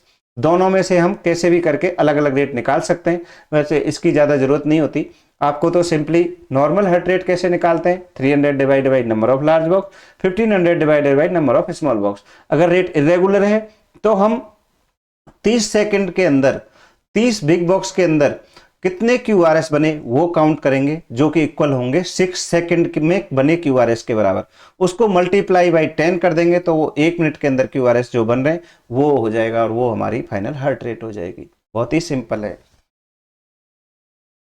जैसे एक एग्जांपल और हमने लिया, इसमें देखो क्यूआरएस के बीच में यहां एक ही बिग बॉक्स की डिस्टेंस है, यहां 2 बिग बॉक्स की डिस्टेंस है, इसमें 3 बिग बॉक्स की डिस्टेंस है, तो मतलब हर क्यूआरएस में अलग अलग डिस्टेंस है। तो इस केस में क्या करेंगे दोस्तों, वही सबसे पहले हमने 30 बिग बॉक्स काउंट करे, 30 बिग बॉक्स काउंट करे तो ये कितने इक्वल हैं, इक्वल टू 6 सेकंड। इस 6 सेकंड में कितने क्यूआरएस बन रहे हैं वो देख लिए हमने। कितने क्यूआरएस बन रहे हैं दोस्तों, 13 बन रहे हैं। 13 बन रहे हैं कितने में, 6 सेकंड में। अगर हमको 1 मिनट में देखने हैं तो 13 इंटू 10 ये हो जाएगा 130। तो जो हमारी फाइनल हार्ट रेट है 130 है, तो इस पेशेंट को टैकीकार्डिया है। दूसरा एग्जांपल देखते हैं दोस्तों, ये थोड़ा सा डिफिकल्ट है इसलिए मैंने 2-3 इसके ईसीजी डाले हैं। सबसे पहले इसमें भी जो हमारे क्यूआरएस हैं इसमें एक ही बिग बॉक्स का गैप है, ये वाले क्यूआरएस के बीच में 2 बिग बॉक्स का गैप है, इस वाले में 3 बिग बॉक्स का गैप है। इन तीनों को अगर हम देखें तो अलग अलग है, तो इरेगुलर रिदम है।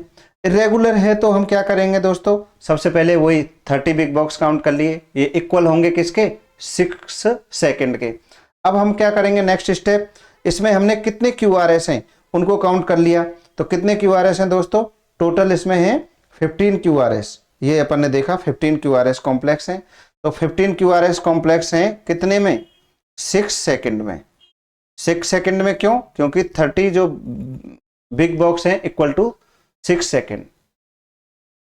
अगर हम इसको 1 मिनट में निकालना चाहते हैं तो हम क्या करेंगे, मल्टीप्लाई बाई 10, तो 150 इसका जो रेट है वो 150 है। तो दोस्तों इसमें भी पेशेंट को टैकीकार्डिया है। तो आई थिंक अब आपको समझ में आ गया होगा, अगर पेशेंट का हार्ट का जो क्यूआरएस है, जो ईसीजी है, उसके क्यूआरएस के बीच की डिस्टेंस इक्वल है तो बहुत ही सिंपल है, 300 divided by number of large box या 1500 divided by number of small box. लेकिन अगर पेशेंट के बीच जो रेट जो है इरेगुलर है, उसके क्यूआरएस के कॉम्प्लेक्स के बीच की डिस्टेंस अलग अलग है। तो दोस्तों हम दूसरा फॉर्मूला अपन फॉलो करते हैं। सबसे पहले हम 30 बिग बॉक्स काउंट करते हैं। 30 बिग बॉक्स में कितने क्यूआरएस बन रहे हैं उनको काउंट करते हैं और उसको मल्टीप्लाई बाई 10 करते हैं, और जो फाइनल कैलकुलेशन आती है दोस्तों वो उसकी हार्ट रेट होती है। बहुत ही सिंपल है, आप एक दो बार ट्राई करिएगा तो मैं आपको एश्योर कर रहा हूं आप जरूर इनको सही कर पाएंगे। तो दोस्तों ये हमारा पहला स्टेप था रिदम इंटरप्रिटेशन में कि रेट कैलकुलेशन। रेट कैलकुलेशन आपने बहुत अच्छे से सीख लिया। अब नेक्स्ट है रेगुलरिटी। रेगुलरिटी की बात करें दोस्तों तो दो तरह की रिदम हो सकती है, रेगुलर इरेगुलर। जैसा कि अभी हमने देखा, अगर दो क्यूआरएस के बीच की डिस्टेंस इक्वल है, कांस्टेंट है, तो रेट कैसी है, रेगुलर है।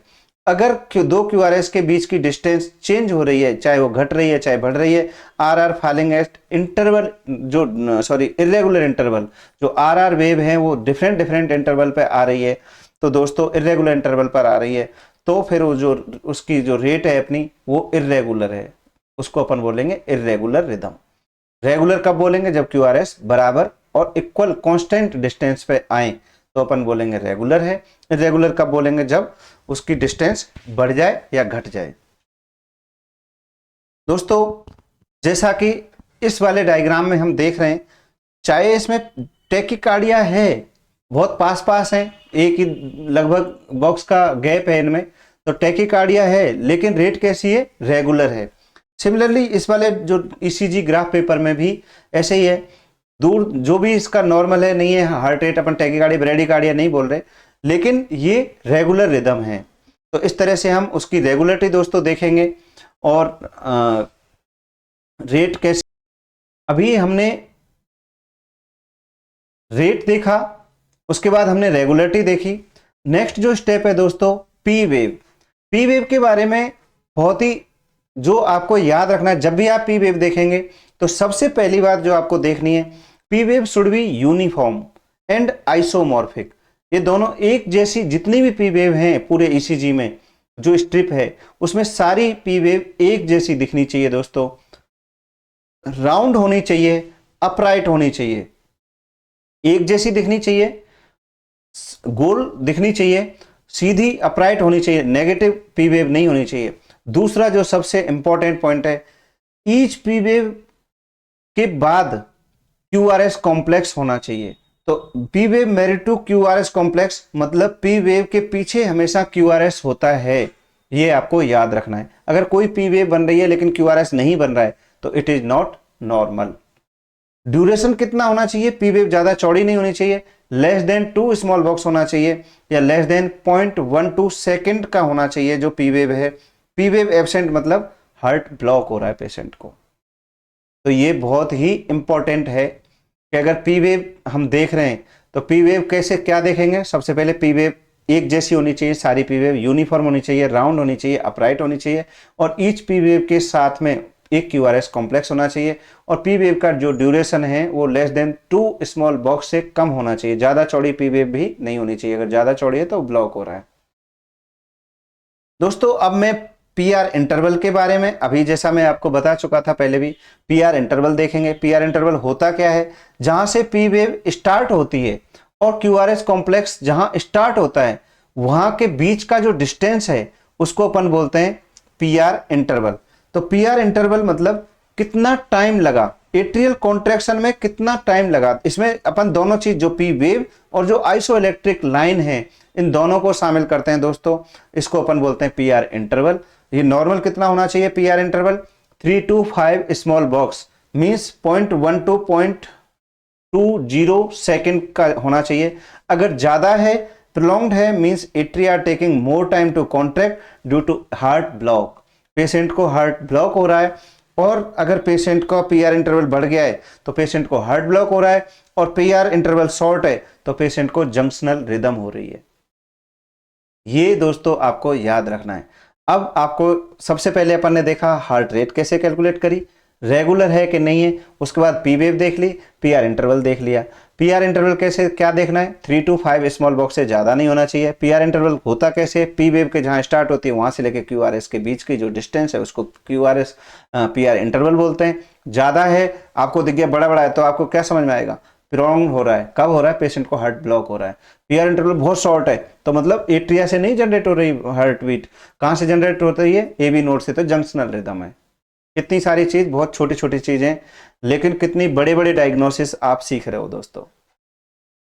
अब हम और देखते हैं क्यूआरएस कॉम्प्लेक्स, जैसा मैं अभी बता चुका। फिर उसके बाद हम देखेंगे क्यूआरएस कॉम्प्लेक्स। जब भी एक नॉर्मल ईसीजी स्ट्रिप देख रहे हैं, सबसे पहले क्यूआरएस कॉम्प्लेक्स में जो आपको देखना है, QRS complex should be narrow, less than 3 small box.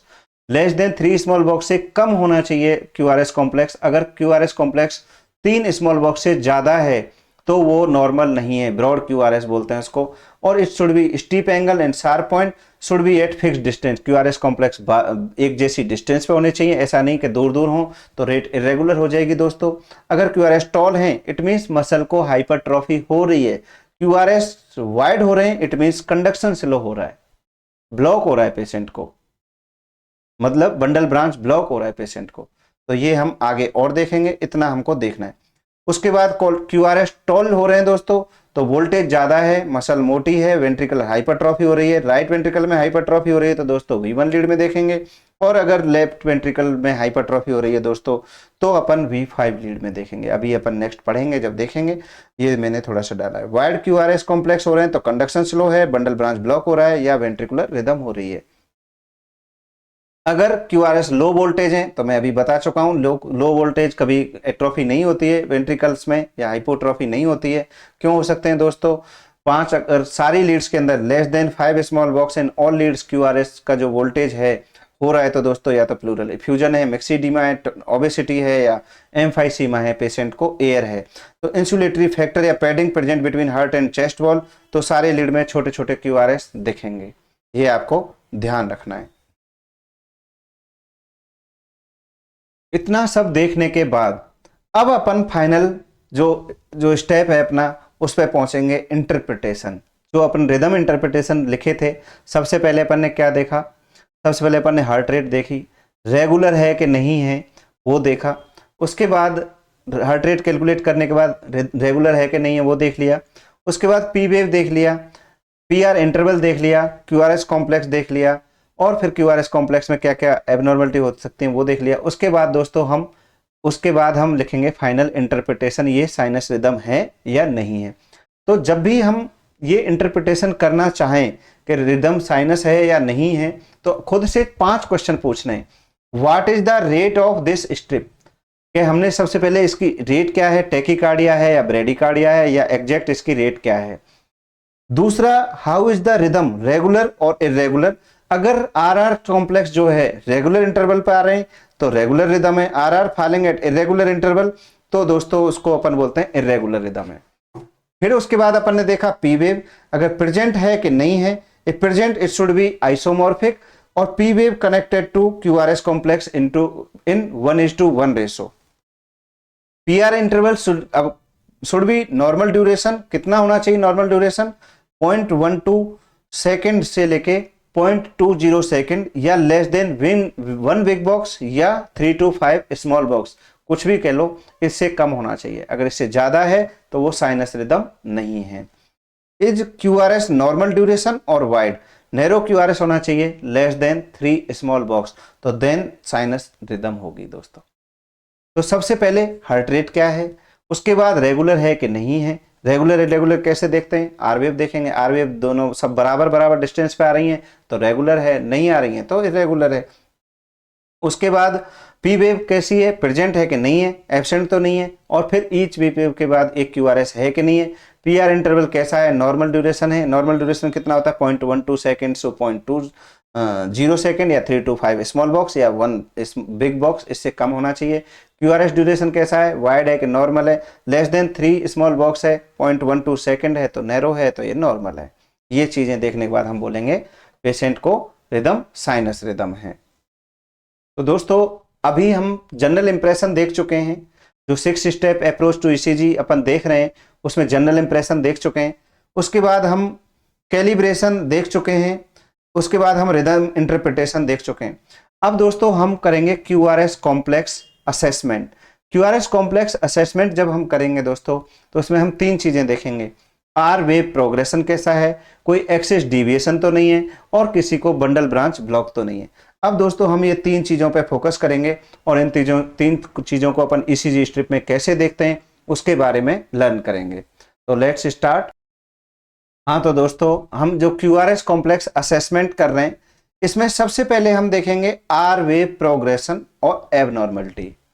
दोस्तों जैसा मैं आपको पहले बता चुका हूं, नॉर्मल कंडक्शन पाथवे अभी अपन ने पढ़ा था, ऐसे नोड से करंट जनरेट होता है, एबी नोड में जाता है, देन बंडल ऑफ एज में जाता है, देन बंडल ब्रांच में जाता है, पहले लेफ्ट बंडल ब्रांच में जाता है, उसके थ्रू राइट बंडल ब्रांच में जाता है, देन पुरकिंजे फाइबर में जाता है।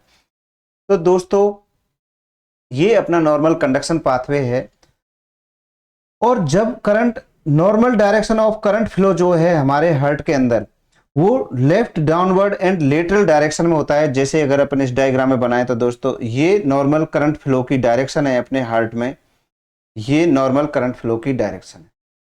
तो दोस्तों जो आर वेव प्रोग्रेशन हम देखते हैं उसमें हम ये देखते हैं कि जो ये करंट फ्लो की नॉर्मल डायरेक्शन है, जो हमारे हार्ट में नॉर्मल करंट फ्लो की डायरेक्शन होनी चाहिए वो है कि नहीं है। तो उसको देखने के लिए दोस्तों हम क्या देखते हैं, R wave progression tell whether this current flow in normal direction और नॉट, ये हम देखते हैं। तो नॉर्मल आर वेव प्रोग्रेशन, तो पहले हम हेक्सेक्सियल लीड की बात करें, कैसे देखेंगे आर वेव प्रोग्रेशन अच्छा है कि नहीं है। दोस्तों सबसे पहले अगर हम लिम लीड की बात करें या हेक्सेक्सियल लीड की बात करें, इन सारी लीड्स में जो क्यूआरएस बनते हैं सब में पॉजिटिव क्यूआरएस बनते हैं। क्यों? क्योंकि अपन पहले पढ़ चुके हैं, अगर किसी लीड की डायरेक्शन नॉर्मल करंट फ्लो की डायरेक्शन में है तो उसमें पॉजिटिव क्यूआरएस बनेंगे, और अगर करंट फ्लो की डायरेक्शन के अपोजिट डायरेक्शन में है तो उसमें नेगेटिव क्यूआरएस बनेंगे। तो केवल एवीआर जो लीड है उसमें नेगेटिव वेव बनती है, और जितनी भी हेक्सेक्सियल लीड है चाहे लीड 1, 2, 3, एवीएल, एवीएफ, सब में all these lead are present in front of this vector.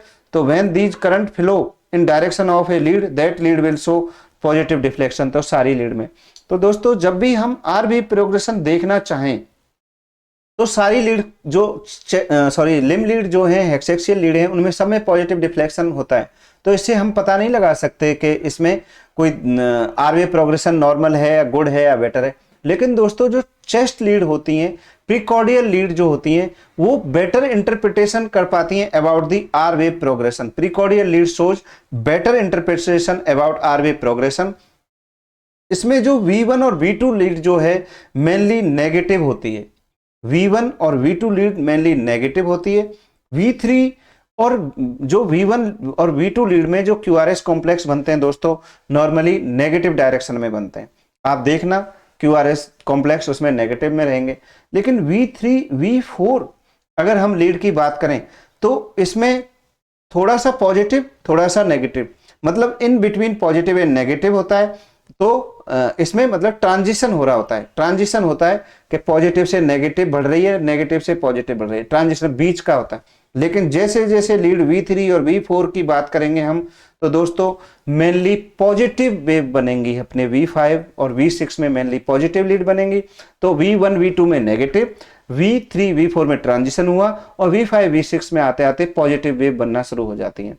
तो दोस्तों अगर ये नॉर्मल फॉलो हो रहा है, चेस्ट लीड हम देखें और इनमें हमें दिखा V1, V2 लीड में नेगेटिव क्यूआरएस बन रहे हैं, V3, V4 में आधे नेगेटिव आधे पॉजिटिव बन रहे हैं, V5, V6 में मेनली पॉजिटिव बन रहे हैं, तो हम बोलेंगे R wave good R wave progression है इस ईसीजी में, इस पेशेंट के गुड आर वेव प्रोग्रेशन है।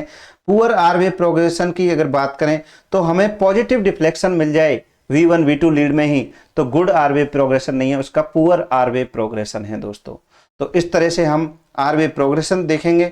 जैसा कि इस डायग्राम में देखो, लीड 1, लीड 1, 2, 3, एवीएफ, एवीएल सब में पॉजिटिव डिफ्लेक्शन है ऑलमोस्ट। केवल एवीआर लीड में नेगेटिव डिफ्लेक्शन है। तो जो लिम लीड है इनमें हम आर वेव प्रोग्रेशन नहीं देख सकते। तो आर वेव प्रोग्रेशन देखने के लिए हम कौन सी लीड देखेंगे? चेस्ट लीड देखेंगे। चेस्ट लीड में भी कौन सी लीड देखेंगे? V1, V2 दोनों में कैसा है? नेगेटिव क्यूआरएस है। लेकिन V3 में देखो थोड़ा सा पॉजिटिव क्यूआरएस है, ज्यादा नेगेटिव है। लेकिन V4 आते आते ज्यादा पॉजिटिव हो गया, थोड़ा सा नेगेटिव हो गया। लेकिन V5 और V6 आते आते पूरा ही पॉजिटिव क्यूआरएस हो गया। तो इस पेशेंट को कैसा आर वेव प्रोग्रेशन है दोस्तों? गुड आर वेव प्रोग्रेशन है। तो इस तरह से हम आरवे प्रोग्रेशन एबनॉर्मलिटी दोस्तों देखेंगे और पेशेंट को। हाँ तो दोस्तों हम नेक्स्ट जो स्टेप है उस पर उसकी बात करेंगे, एक्सिस डिविएशन। एक्सिस डिविएशन का क्या मतलब है, एक्चुअली लिटरल मीनिंग क्या है? एक्चुअली जो हमारा हार्ट है हमारे बॉडी में, उसका मीडिया स्टाइनम में रहता है, मैंने जैसा बताया लेक्चर के स्टार्टिंग में भी। लेकिन एम्ब्रियोलॉजिकल रोटेशन की वजह से जो हमारे एट्रिया हैं पीछे की तरफ चले जाते हैं, वेंट्रिकल हैं आगे की तरफ आ जाते हैं। दूसरा, फिर से फर्दर रोटेशन की वजह से राइट साइड का जो राइट एट्रियम और राइट वेंट्रिकल ऊपर आ जाते हैं, लेफ्ट वेंट्रिकल और लेफ्ट एट्रियम नीचे चले जाते हैं। उसकी वजह से जो हमारे हार्ट में नॉर्मल करंट फ्लो की डायरेक्शन है दोस्तों, वो डाउनवर्ड लेटरली हो जाती है। तो इससे क्या, इसका क्या सिग्निफिकेंस है, तो इससे क्या मतलब है दोस्तों? अगर किसी पेशेंट के करंट फ्लो की डायरेक्शन चेंज हो जाए, उसका वेक्टर चेंज हो जाए, तो हम उसको बोलते हैं एक्सिस डिविएशन हो गया। मतलब जो नॉर्मल करंट फ्लो की डायरेक्शन ये है, अगर वो यूं हो जाए या नीचे की तरफ हो जाए ज़्यादा, तो उसको अपन बोलते हैं पेशेंट को एक्सिस डिविएशन हो गया। एक्सिस डिविएशन क्या डिनोट कर रहा है कि मतलब नॉर्मल जो करंट फ्लो का वेक्टर है उसकी डायरेक्शन चेंज हो गई, ये डिनोट करता है। कब होता है दोस्तों एक्सिस डिविएशन? कि अगर किसी एक साइड में करंट ज़्यादा फ्लो होने लग जाए, मतलब जैसे अगर पेशेंट का नॉर्मली राइट साइड की हाइपरट्रॉफी हो जाए, तो राइट साइड में मसल मोटी हो गई, हाइपरट्रॉफी हो गई, तो जो हमारा वेक्टर है राइट साइड में शिफ्ट हो जाएगा। नॉर्मली किधर होता है? लेफ्ट साइड में। या पेशेंट के एमआई हो गया, नॉर्मली पेशेंट के हाइपरट्रॉफी नहीं है लेकिन लेफ्ट वेंट्रिकल में एमआई हो गया, तो लेफ्ट वेंट्रिकल उतना ज़्यादा इलेक्ट्रिकल एक्टिविटी जनरेट नहीं करेगा, तो दोस्तों उसके जो वेक्टर है वो दूसरे साइड में शिफ्ट हो जाएगा, जैसा अभी अपन आगे देखेंगे। ऑकर्स ड्यू टू एमआई या हाइपरट्रॉफी या बंडल ब्रांच ब्लॉक या फेसिकुलर ब्लॉक, बहुत सारे कॉज हैं, वो अपन देखेंगे आगे। तो एक्सिस डिविएशन मैंने जैसा बताया अभी, हम दो चीज को मेनली देखेंगे, हाइपरट्रॉफी और मायोकार्डियल इन्फेक्शन। तो पहले अपन समझते हैं एक्सिस डिविएशन अगर हाइपरट्रॉफी है तो क्या होगा। अगर पेशेंट को एलवीएच हो गया, लेफ्ट वेंट्रिकल में हाइपरट्रॉफी हो गई, लेफ्ट वेंट्रिकल में हाइपरट्रॉफी हो गई, तो मोर current toward the left side, left side की तरफ ज्यादा करंट जाएगा। Direction of current flow shifted toward the left side, तो जो करंट है उसकी डायरेक्शन लेफ्ट साइड में शिफ्ट हो जाएगी और दोस्तों लेफ्ट एक्सिस डिविएशन हो जाएगा। मतलब अगर पेशेंट को एलवीएच है तो पेशेंट को लेफ्ट एक्सिस डिविएशन हो सकता है। अगर पेशेंट को आरवीएच है तो similarly more current toward the right side, direction of current flow shifted to the right side और राइट एक्सिस डिविएशन। तो पेशेंट को अगर आरवीएच है तो पेशेंट को राइट एक्सिस डिविएशन हो सकता है। लेकिन अगर हम मायोकार्डियल इन्फेक्शन की बात करें और एक्सिस डिविएशन की बात करें दोस्तों, अगर पेशेंट को राइट साइड का एमआई हो गया, तो जब भी एमआई होता है तो वो वाली जो वाल है अपने हार्ट की वो काम नहीं करती है। तो राइट साइड की अगर वॉल में एमआई हो गया, then this damaged myocardial tissue will not contribute to electrical activity, so vector will shift to left side, so vector will shift to left side और इसी को अपन बोलेंगे लेफ्ट एक्सिस डिविएशन। लेकिन सेम अगर बात करें लेफ्ट साइड की, then this damage, अगर लेफ्ट साइड का एमआई हो गया, then this damaged myocardial tissue will not contribute to electrical activity, so vector will shift to right side, right axis deviation। दोस्तों बहुत ध्यान से समझना है इस चीज को कि अगर पेशेंट को लेफ्ट साइड का एमआई हो रहा है तो उसका एक्सिस डिविएशन किधर हो रहा है? राइट साइड में। राइट साइड का एमआई हो रहा है तो उसका एक्सिस डिविएशन किधर हो रहा है? लेफ्ट साइड में। लेकिन हाइपरट्रॉफी अगर हो रही है तो जिधर हाइपरट्रॉफी है उधर ही वेक्टर शिफ्ट होगा और उधर ही साइड में उसका एक्सिस डिविएशन होगा। मींस आरवीएच है तो left right axis deviation, LVH है तो लेफ्ट एक्सिस डिविएशन, तो सेम डायरेक्शन में हो रहा है। लेकिन अगर एमआई है तो अपोजिट डायरेक्शन में एक्सिस डिविएशन होता है। तो ये अपने को देखना है, तो ये चीज आपको याद रखनी है। राइट एक्सिस डिविएशन अगर किसी पेशेंट को हो रहा है तो दो पॉसिबिलिटी हैं, hypertrophy of right side tissue, मतलब सेम साइड की हाइपरट्रॉफी है तो भी राइट साइड में एक्सिस डिविएशन हो सकता है, या फिर अपोजिट डायरेक्शन लेफ्ट साइड का इस्चीमिया या मायोकार्डियल डैमेज है तो अपने को राइट एक्सिस डिविएशन होगा। सिमिलरली अगर लेफ्ट एक्सिस डिविएशन है तो आइदर LVH है या इस्कीमिया ऑन राइट साइड है। ये दोस्तों बहुत इंपॉर्टेंट है, आपको इसको याद रखना है। दोस्तों थोड़ा सा और एक्सिस डिविएशन की बात करते हैं। तो जो नॉर्मल हमारा करंट फ्लो का वेक्टर है, जैसा मैंने बताया, तो नॉर्मल एक्सिस जो होता है 0 to 90 डिग्री के बीच में होता है, 0 to 90 डिग्री। तो अगर हम ये इसके बीच में होगा तो जो हमारे नॉर्मल करंट फ्लो की direction downward, forward and left side होगी। अगर इससे ऊपर की तरफ चला जाता है -30 तक भी अपन नॉर्मल मानते हैं दोस्तों। अगर पेशेंट को LVH है या बहुत ज़्यादा हाइपरटेंशन है, एओर्टिक स्टेनोसिस है, तो दोस्तों लेफ्ट एक्सिस डिविएशन हो सकता है पेशेंट को। या पेशेंट को RVH है, COPD है, पल्मोनरी हाइपरटेंशन, ओबेसिटी है, तो दोस्तों पेशेंट को राइट एक्सिस डिविएशन हो सकता है। तो ये हम LVH या पेशेंट को बहुत ज़्यादा और ज़्यादा एक्सट्रीम राइट एक्सिस डिविएशन हो जाए तो दोस्तों इसको अपन बोलते हैं इनडिटर्मिनेट एक्सिस, जो कि -90 से 180 के बीच में होता है। तो दोस्तों ये एक्सिस डिविएशन को हम थोड़ा सा और समझते हैं। हाँ, तो नॉर्मल एक्सिस कितना है? -30 to 90। Left axis deviation can be two type, physiological 0 से लेके -30, because of athletes some physiological LVH हो जाता है उनमें, उसकी वजह से -30 तक अपन नॉर्मल मानते हैं। अगर -30 to -90 है तो दोस्तों उसको अपन पैथोलॉजिकल मानेंगे। Right axis deviation +90 to 180 degree है तो अपन उसको राइट एक्सिस डिविएशन बोलेंगे। और -90 से +180 के बीच में तो इनडिटर्मिनेट या एक्सट्रीम राइट एक्सिस डिविएशन बोलते हैं दोस्तों। रेयर होता है, पेशेंट कैन डेवलप VT और बाईफेसिकुलर ब्लॉक। तो दोस्तों ये तो हो गया थ्योरेटिकल पार्ट। कुछ कॉजेज भी मैंने लिखे हैं राइट एक्सिस डिविएशन की बात करें तो anything which causes hypertrophy of right heart like RVH, emphysema, COPD, right bundle branch block, left posterior fascicular block और वेंट्रिकुलर टैकीकार्डिया, ये सारे केसेस में दोस्तों राइट एक्सिस डिविएशन हो सकता है। और अगर हम लेफ्ट एक्सिस डिविएशन की बात करें तो normal and older and obese patient, mechanical shift in pregnancy में भी लेफ्ट एक्सिस डिविएशन देखने को मिल सकता है। बाकी LVH, emphysema, inferior wall MI, LBB and ventricular tachycardia, left anterior fascicular block, इन सारे केस में लेफ्ट एक्सिस डिविएशन हो सकता है। दोस्तों ये तो हुआ थ्योरेटिकल पार्ट, लेकिन जो हमारे काम का है, जो हम ECG में देखना चाहते हैं और जो आज हमारा टॉपिक है, हम ECG देख रहे हैं, तो how to determine axis deviation in ECG। ECG में हम कैसे देखेंगे कि एक्सिस डिविएशन है। एक्सिस डिविएशन डिटरमाइन करने के लिए सबसे पहले तो दोस्तों हम लिम्ब लीड देखेंगे। लिम्ब लीड में भी दोस्तों कौन कौन सी लिम्ब लीड देखेंगे? लीड 1 और लीड AVF। क्यों, इन्हीं को क्यों देखेंगे दोस्तों? जैसा कि आप जानते हो जो हमारी लेफ्ट साइड की जो लिम्ब लीड है, लीड 1 जो है वो लेफ्ट हैंड पे लगती है, और जो AVF जो लीड है उसकी डायरेक्शन बिल्कुल परपेंडिकुलर होती है इसकी। तो 0 to 90 डिग्री के बीच में, इनके बीच में एंगल होता है। ऐसे ये AVF की लीड की डायरेक्शन, ये अपने AVL लीड की डायरेक्शन, सॉरी लीड 1 की डायरेक्शन, दोनों एक दूसरे के परपेंडिकुलर होती हैं।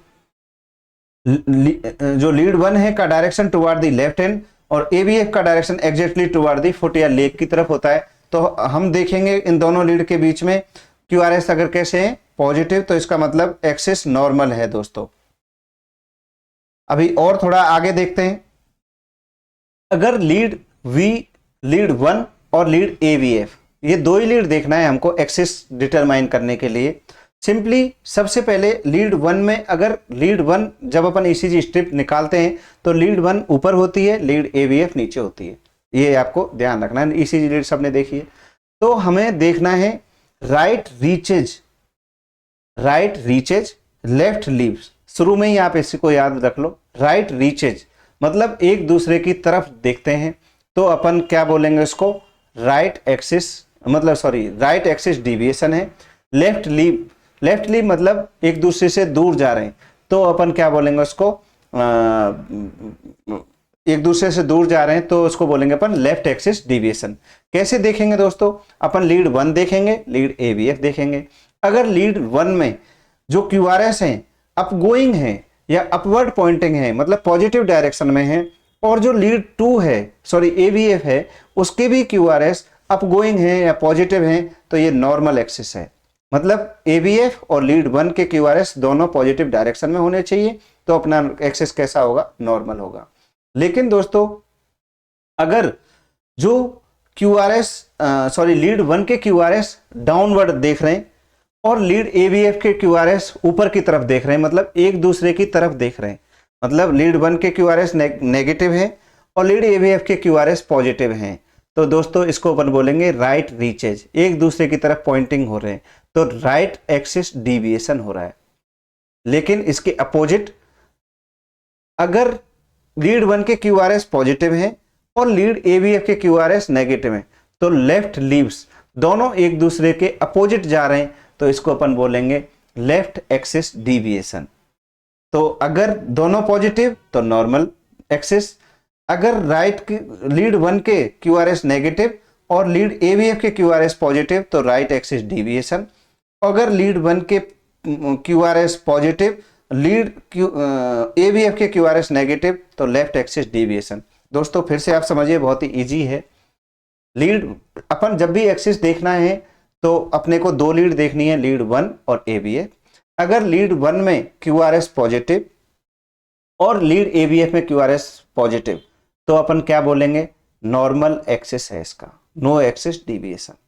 लेकिन जो लीड 1 है उसकी क्यूआरएस नीचे पॉइंट कर रहे हैं, मतलब नेगेटिव डायरेक्शन में है, और जो एवीएफ जो लीड है उसके क्यूआरएस पॉजिटिव डायरेक्शन में, मतलब लीड 1 के क्यूआरएस की तरफ पॉइंट कर रहे हैं, तो right reaches, right axis deviation. लेकिन अगर लीड 1 के क्यूआरएस पॉजिटिव और लीड एबीएफ के क्यूआरएस नेगेटिव, दोनों एक दूसरे के अपोजिट जा रहे हैं, तो left leaves left axis deviation. बहुत ही सिंपल है ये। अब आप शायद समझ गए होंगे इसको। अब एक अपन डायग्राम देखेंगे दोस्तों, डायग्राम में देख के आपको और थोड़ा समझ में आएगा। डायग्राम में देखो, अपन सबसे पहले हम एक्सिस डिविएशन देखना चाहते हैं इन तीनों ईसीजी स्ट्रिप में। सबसे पहले हम बात करेंगे ऊपर वाले ईसीजी की। लीड 1 के क्यूआरएस देखो दोस्तों पॉजिटिव हैं और लीड एबीएफ के देखो, लीड एबीएफ के क्यूआरएस भी पॉजिटिव हैं। लीड एबीएफ के क्यूआरएस पॉजिटिव, इसके क्यूआरएस पॉजिटिव। ये लीड एबीएफ है, ये लीड 1 है, दोनों क्यूआरएस देखा, तो ये नॉर्मल एक्सिस है। लेकिन हम इसकी बात करें तो देखो इसमें लीड 1 के क्यूआरएस कैसे हैं, नेगेटिव। इसके लीड 1 के क्यूआरएस कैसे हैं, नेगेटिव, नीचे की तरफ जा रहे हैं। लेकिन हम एबीएफ की बात करें तो इसके क्यूआरएस कैसे हैं दोस्तों, पॉजिटिव, ऊपर की तरफ जा रहे हैं। तो ये नेगेटिव, ये पॉजिटिव, दोनों एक दूसरे की तरफ पॉइंट कर रहे हैं, तो right reaches, right axis deviation. इस वाली स्ट्रिप को देखो, लीड 1 के क्यूआरएस कैसे, पॉजिटिव, लीड एबीएफ के क्यूआरएस कैसे, नेगेटिव। ये ऊपर की तरफ जा रहे हैं, ये नीचे की तरफ जा रहे हैं, दोनों एक दूसरे को लीव्स कर रहे हैं, तो लेफ्ट लीव्स, लेफ्ट लीव्स का मतलब क्या, लेफ्ट एक्सिस डिविएशन।